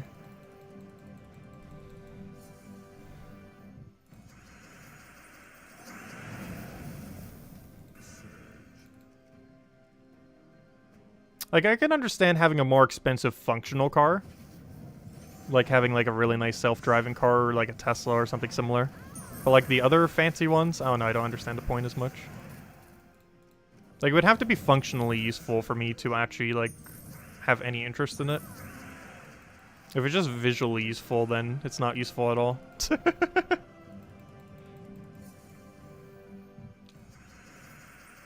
Because a car's purpose is pretty much just get from point A to point B and back to point A safely. And if it can do that in the most convenient way possible, then that one will work. Or if it just functionally does it as well is also good. As long as it doesn't crash. Or if it does, it crashes very safely. Then it is fine.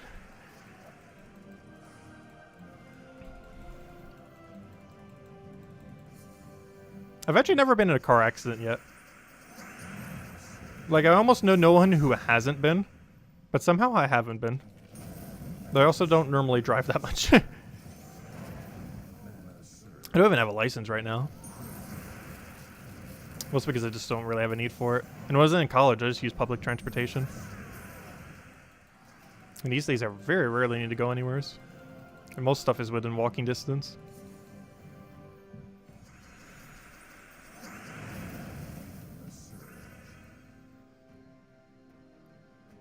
Defiant, no. I've never worn one, nor will I ever.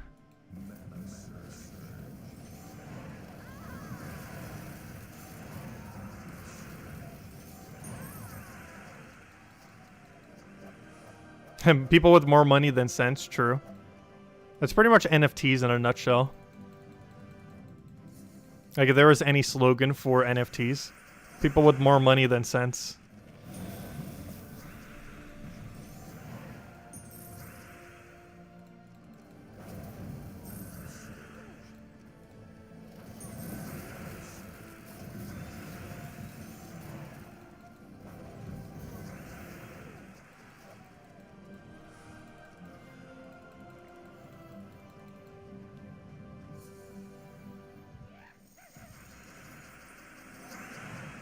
I got a glory gnome. I haven't seen that many glory gnomes, surprisingly, this stream. I feel like we found more deed gnomes, or not deeds, verse gnomes than we have glory, oddly enough.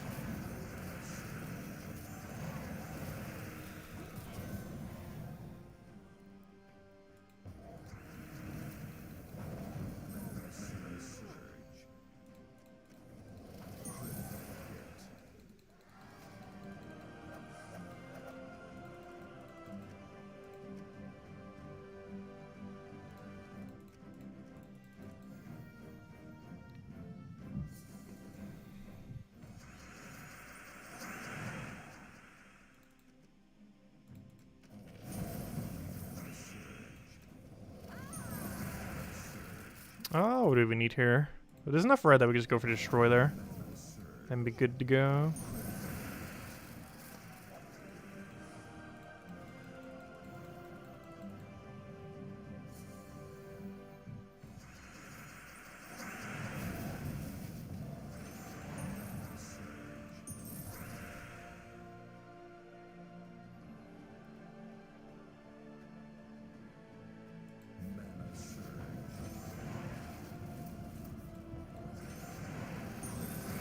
Yeah, we really need a deed gnome. I don't think they're ever going to add one, but they need to add one. Like, they're never going to, but they should. Like, that's like one of the main last currencies. There's a few others as well. But it's like the primary currency needed in this game that does not have a gnome associated to it. Deeds are still very locked behind RNG in the current state of the game. And of course, deed gnomes would also be another layer of RNG, but at least it would allow you to grind for them infinitely.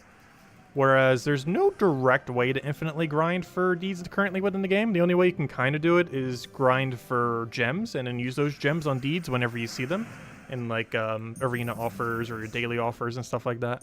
But that's not really efficient to do compared to if we just had a deed gnome. If there ever was a deed gnome, it would definitely be a rarer typing. Like, it would be like Curse Gnome level rare. But I still feel like they should add it. Even if it's going to be Curse Gnome level rare, it's still better than it not existing. But there's no way it's going to be more common than a Curse Gnome. Like, it's probably going to be equally as rare if it was ever to happen. Like, it's not going to be like a Glory Gnome or a Soul Gnome kind of rarity. It's definitely going to be a Curse Gnome kind of rarity. Where they appear once every blue moon. If you're lucky.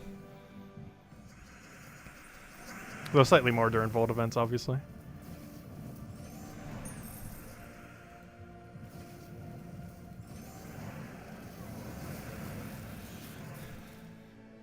Yeah, it's 1,000 times better than a Curse Gnome, pretty much.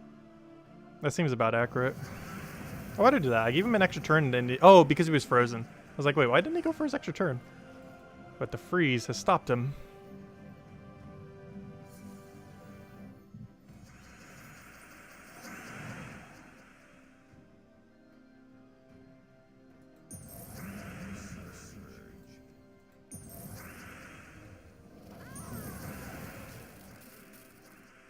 Oh, he made that much for Minecraft? I guess Minecraft did sell so much. I feel like anyone who ever gets over 1 billion, like your main goal at that point is just to find something to even use your money on. Like, I can't even imagine using 2 million, let alone like 100 million or like 1 billion. Like, there you reach a certain point by probably like 5 million. Where it's like, okay, you have to go put this into something that starts making more money. Like, even at lower than that, you would do that. But I mean, like, an actual, like, company or something. Like, I feel like there's thresholds where it's, like, more realistic just to invest it. But then there becomes a threshold where you have so much money where it's like, oh, I just need to go start a business just to even use all this money. Like, how else will I do anything otherwise? Like, you reach a point where you have so much money with that where you just couldn't possibly use it all.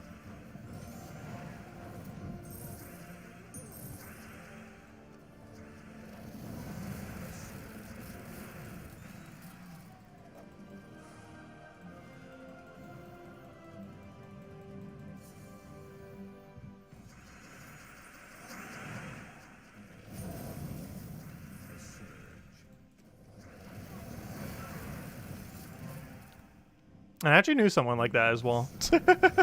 Because he was like a drunk, but he like owns this like company.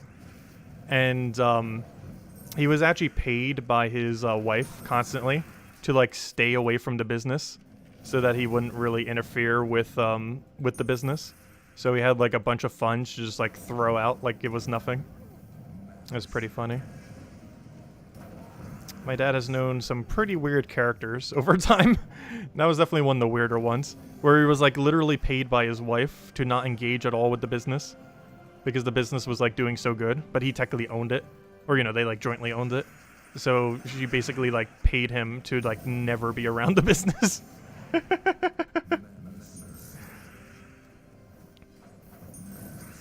Which is pretty amazing.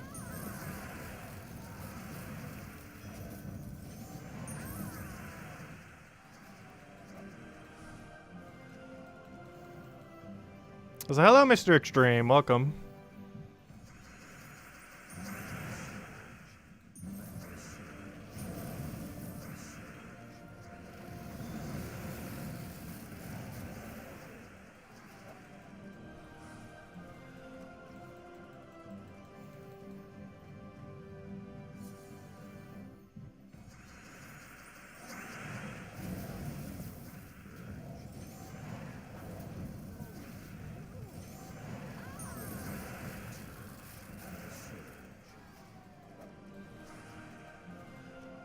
Aw, nothing good in the chest.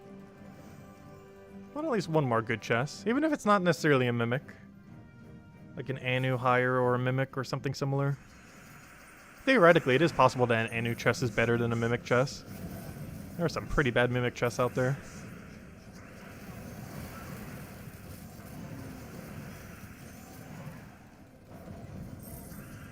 Hello, Mr. Extreme. Did I say hi yet? But welcome. Welcome again.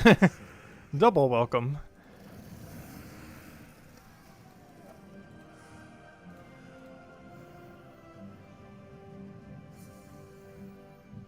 Does my dad know anyone who would wear a cape around town? No. Not even remotely.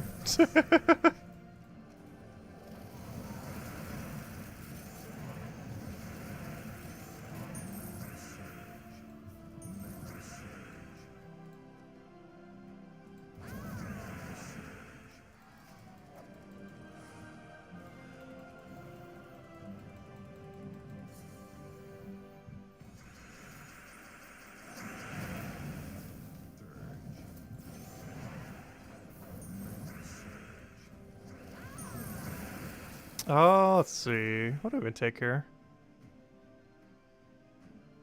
You know what I actually want to do? Though we should probably take this first. I want to take this red and then hope for a skull off a sky.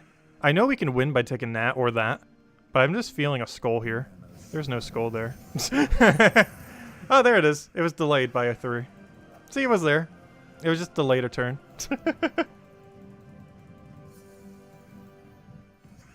I saw too far into the future. Let's see. It's always fun making those predictions, though. Hey, we have like a 1 in 7-ish chance, so technically less because I believe skulls are weighted a bit less than other gems.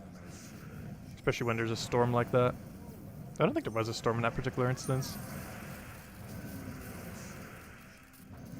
I know there's a full breakdown of all the values. I should probably go look it up. I know it's been data mined. Like, there's a full value chart for, like, the chance of every single thing happening, and I know skulls are weighted a bit lower, but I always forget what their exact value is. Like, it's not an even 1 in 7. Like, skulls are slightly lower. Unless they're Skull Storm. In which case it's higher. Obviously. Let's see. We'll take that down. And no mimics for you. We've been doing okay on mimics. We found 2 this stream. Overall, I'm kind of happy with the loot we've gotten so far this stream, to be honest. Not the best, not the worst. Could be better. Though it also hasn't been that bad. We've gotten an Isha, we got an Anu. We got 2 2-times. No 5-times, but realistically, based on the rate that we're getting them, we can't really expect that most days. Hopefully we'll see a few more this week. Come on. Nope. I got a Rainia. Not horrible. No, I'll keep going. But yeah, I guess us joking about Ring Fit Adventure will soon not be a joke anymore. I have a feeling most people haven't played that game either.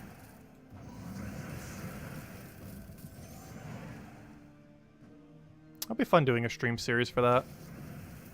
Because it's a stream series that we get to lose weight on.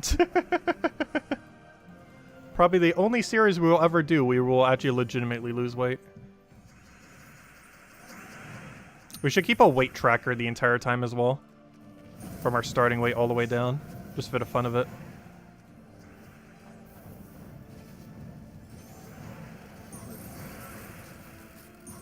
Just to keep track of it over time. It's probably not going to go like super, super down though. Obviously eating healthier would help.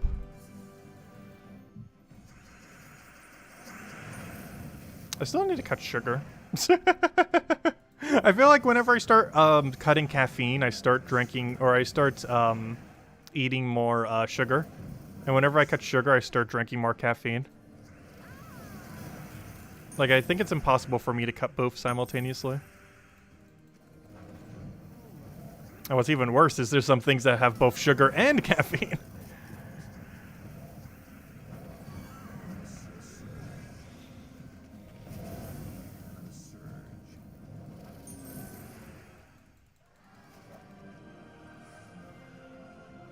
Is there a nerds game we could play at the same time? Probably at some point. Why does everyone keep bringing it up? We just had it like that one day. Because they were good, and I had to get some.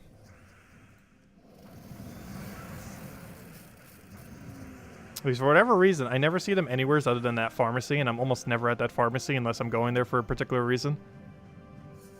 Because I need to pick up the EpiPen. My previous EpiPen was like 2 or 3 years expired. You're normally supposed to replace them every year. I normally wait like every few years. Also because not only do you have to pay for the doctor's visit to even get the prescription, but then you have to pay for an overpriced EpiPen.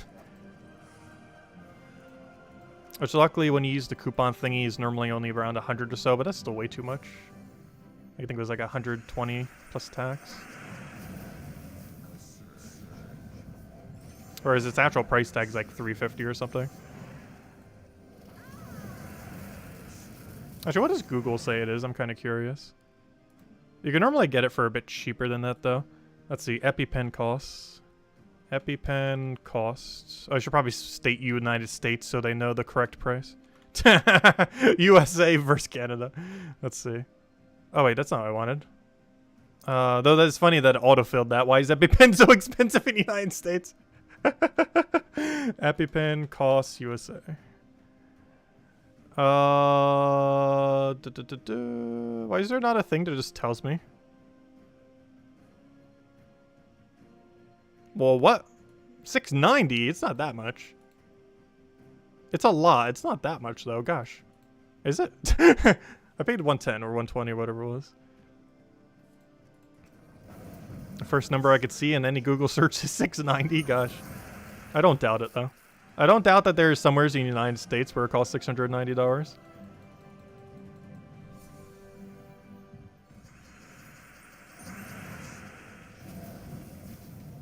I do not doubt that for half a second.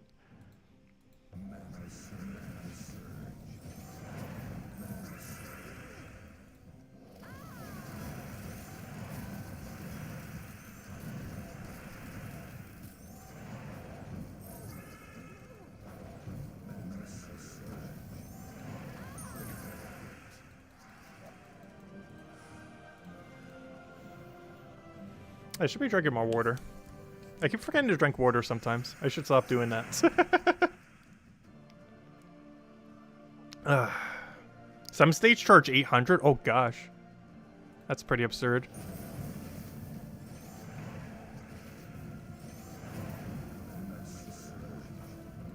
Yeah, I never used one of those good RX coupons before.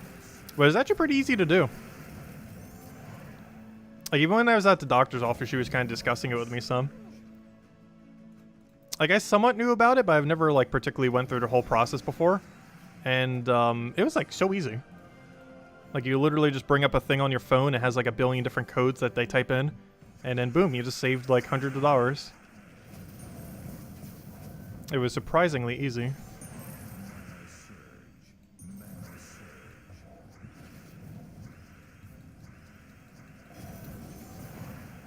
It didn't cost a penny.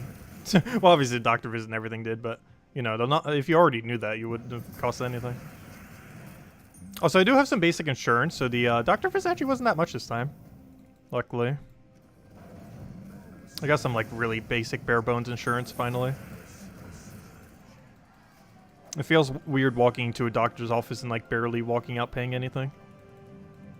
But you're still paying for the thing every single month, so you're still paying. You're just paying over time rather than all at once.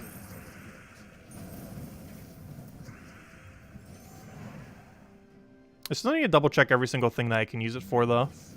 Because if I'm paying for it, I'm using literally every last cent that I can out of it.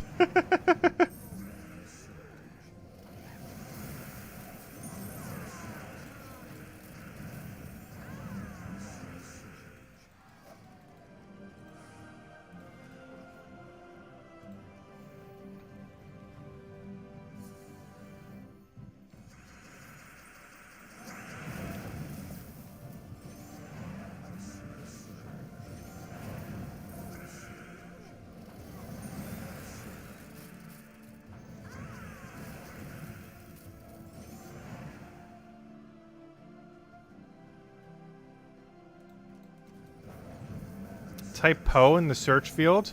Why? What's gonna come up?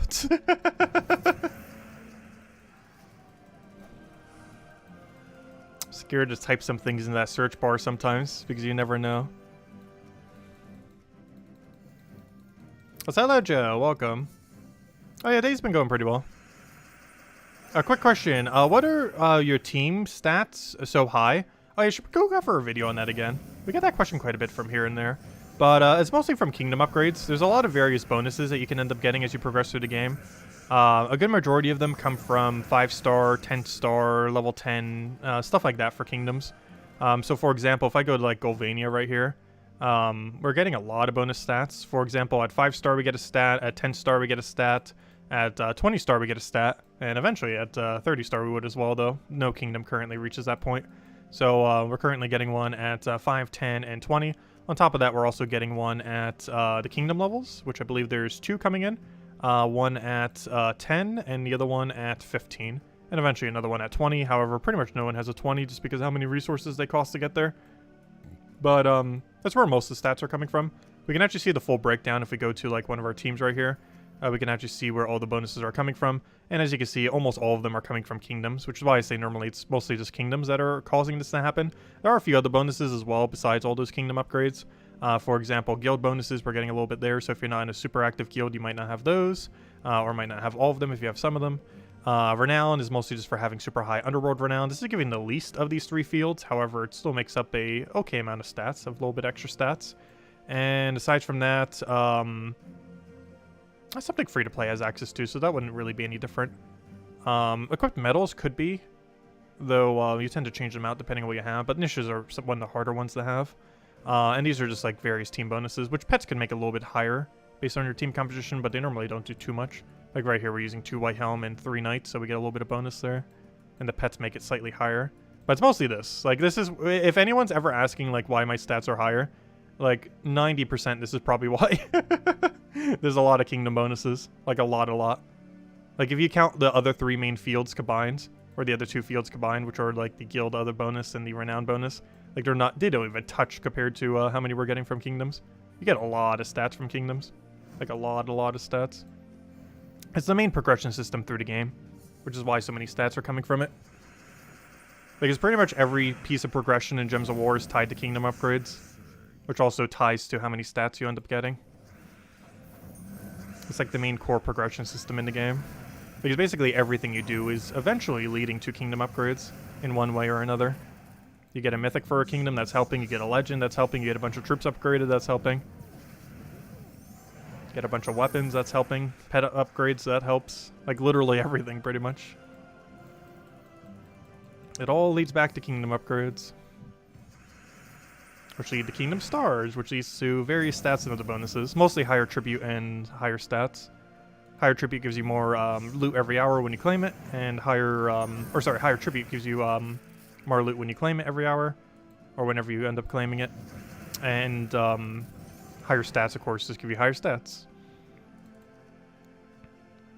Let's see, we'll take that over. Got a bit of a bad board right now. Oh, never mind, I can just kill with that. I thought I needed more mana. I was going to actually grab the purple there. Would have been a mistake.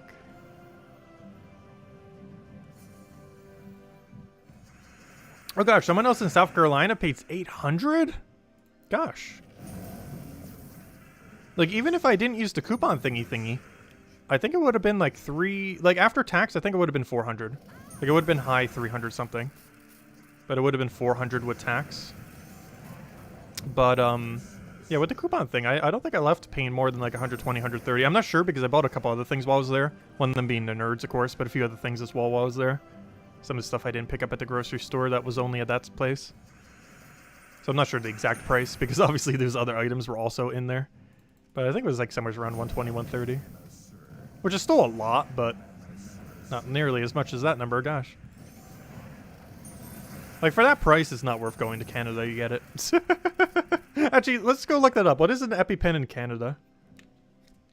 I know it's like, I want to say $30.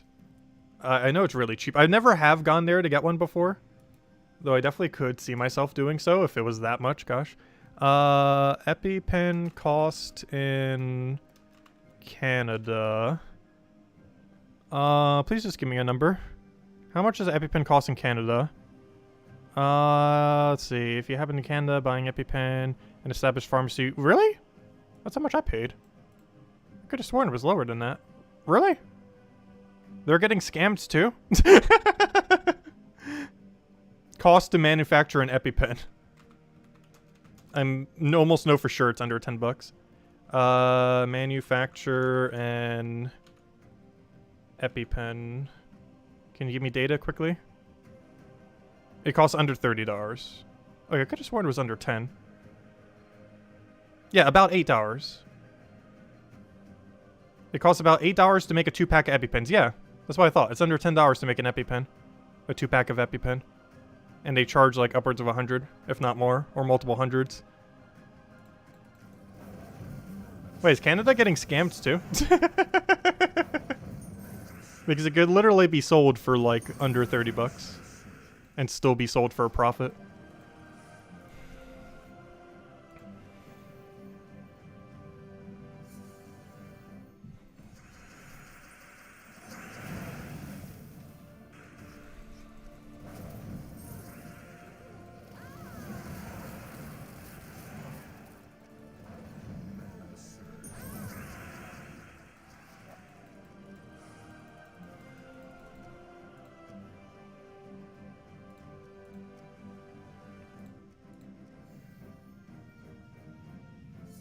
I checked the Mexico price. True, that one might actually be lower.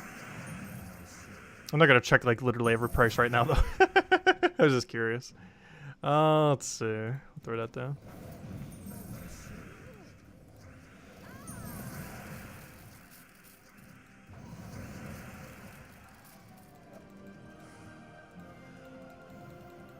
Three Anu and 5 Nisha. Nice. Congrats. Hey, another verse 2. We've been doing so good on verse 2 lately. I hope we keep this up. If we keep doing this all week, we might not have our verse 2s be our lowest verse anymore.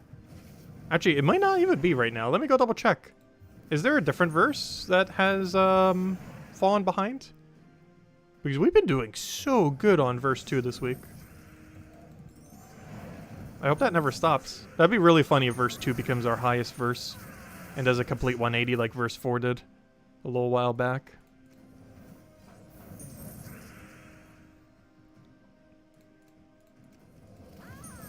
Yeah, Google's not a quick way or a good way to search for that quickly.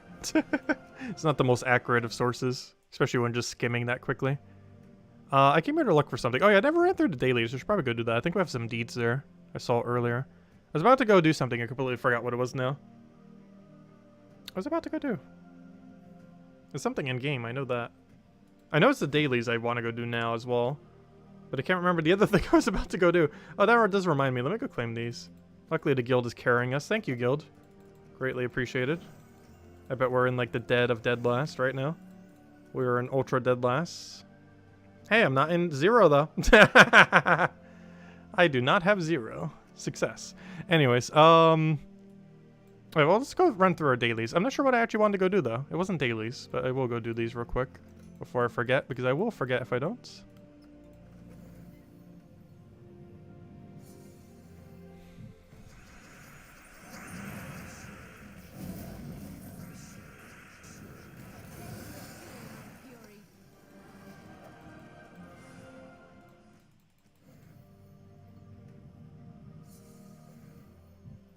Normally around 70 to 80 in Canada.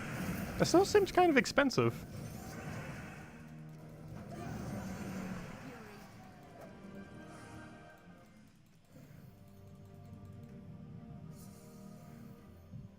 I guess we're starting to get marked up everywhere then.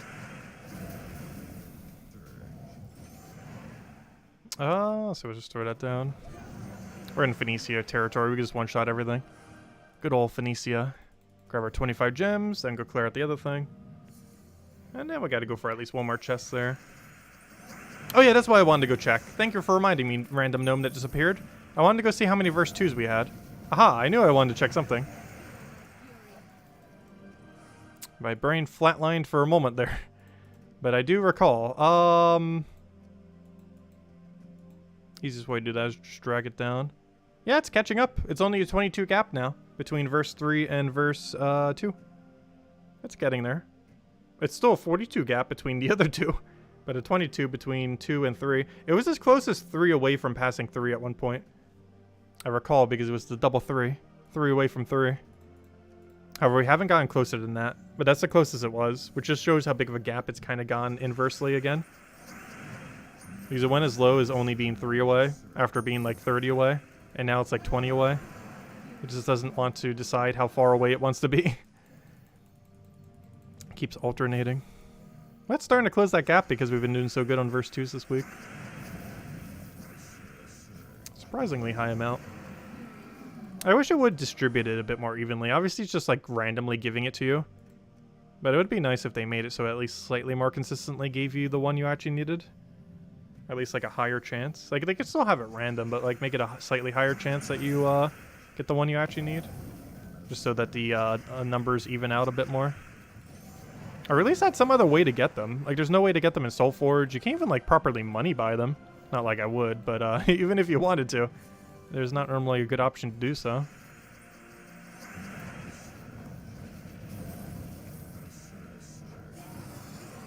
Two years ago they were 45. Oh yeah. So they are going up. Because I used to recall them being pretty cheap in Canada. Because I was down there some. Like about a decade ago. Like around 8 years ago. Like 8-9 years ago. I never actually got any epic pins while I was there though. But you know, I got to see like the pricing of various things. Also, that pricing is in Canada dollars as well, which is, I believe, cheaper than United States normally. As in, if it's like $80 Canada, it's really more like, what, $70 United States? Actually, what is CA to USD? USD to Ka.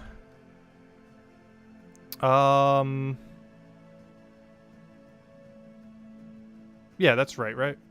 So for every $1 is 1.27 Canada dollars. So let's say it's 80, then it's really 63. Yeah, that makes sense. Well, then whatever the conversion cost is. But, yeah.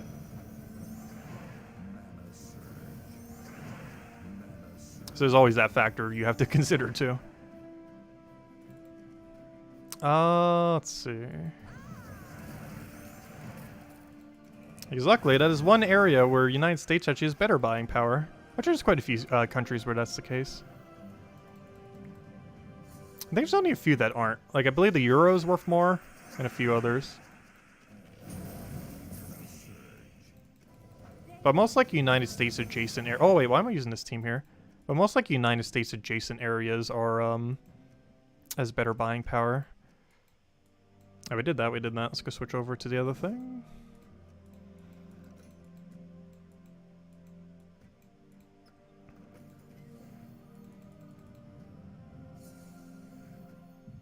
But anyways, does anyone else have any other questions or anything you want me to go over? This stream's been all over the place. I feel like my train of thought never wants to focus on one thing, though. I think Australia dollar is worse, right? Let me see. Canadian dollars to, let's see, CAD to AUS, or AUD. Yeah, Canada dollar is worth more than Australia dollar. You're beating out Australia.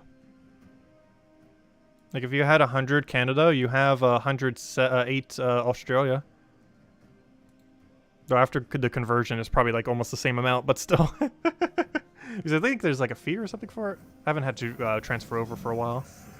I know when you do it through apps, there's normally like a small charge.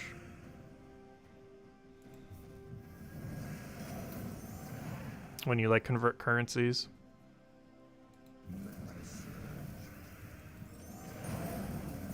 I don't travel enough to really know fully how that works. Haven't been out of the United States for, gosh, how long has it been? 7 years? 8 years? I have not stepped foot out of the United States for... It would have been either 18 or 19. So it has been 8 years then, since I've stepped foot out of the United States. So I'm not sure how it works these days. I'll catch you later, Isabel. Good night. Yeah, I'm going to be calling after his next chest as well. But we will continue to grind tomorrow night. Same time as always, 8 p.m. Eastern Standard Time. Hour prior to now tomorrow, as we do every single night. Main focus will probably be the same focus it has been. Which is trying to find this Mimic. We are currently 22 times chest deep. 5 times chest deep. And still haven't found it. But who knows, maybe we'll find it in this very last chest right here. The game knows is our final chest, so it's either going to have Anu or something good. Let's hope. We can only go so long without getting it. It eventually, statistically, has to, hopefully, give it to us. Theoretically, we could go a billion rolls and it still doesn't do it if we get unlucky enough. But that is very, very exceedingly unlikely. Though not impossible.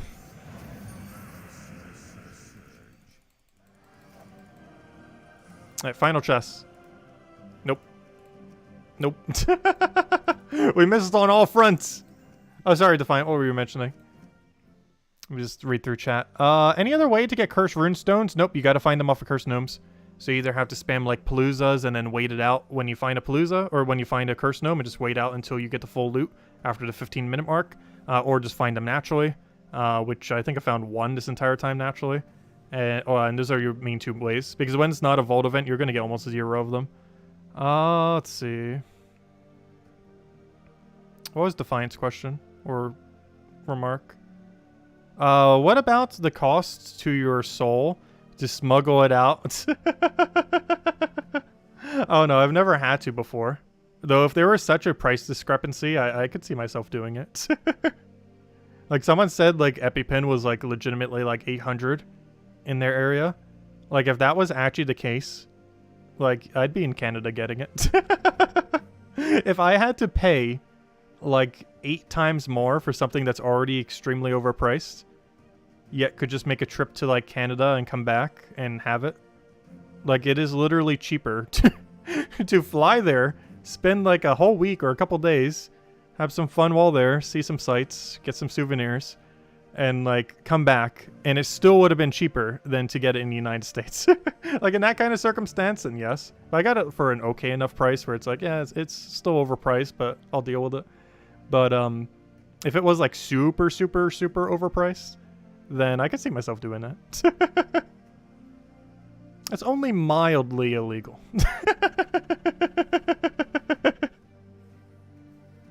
It is morally correct, but mildly illegal.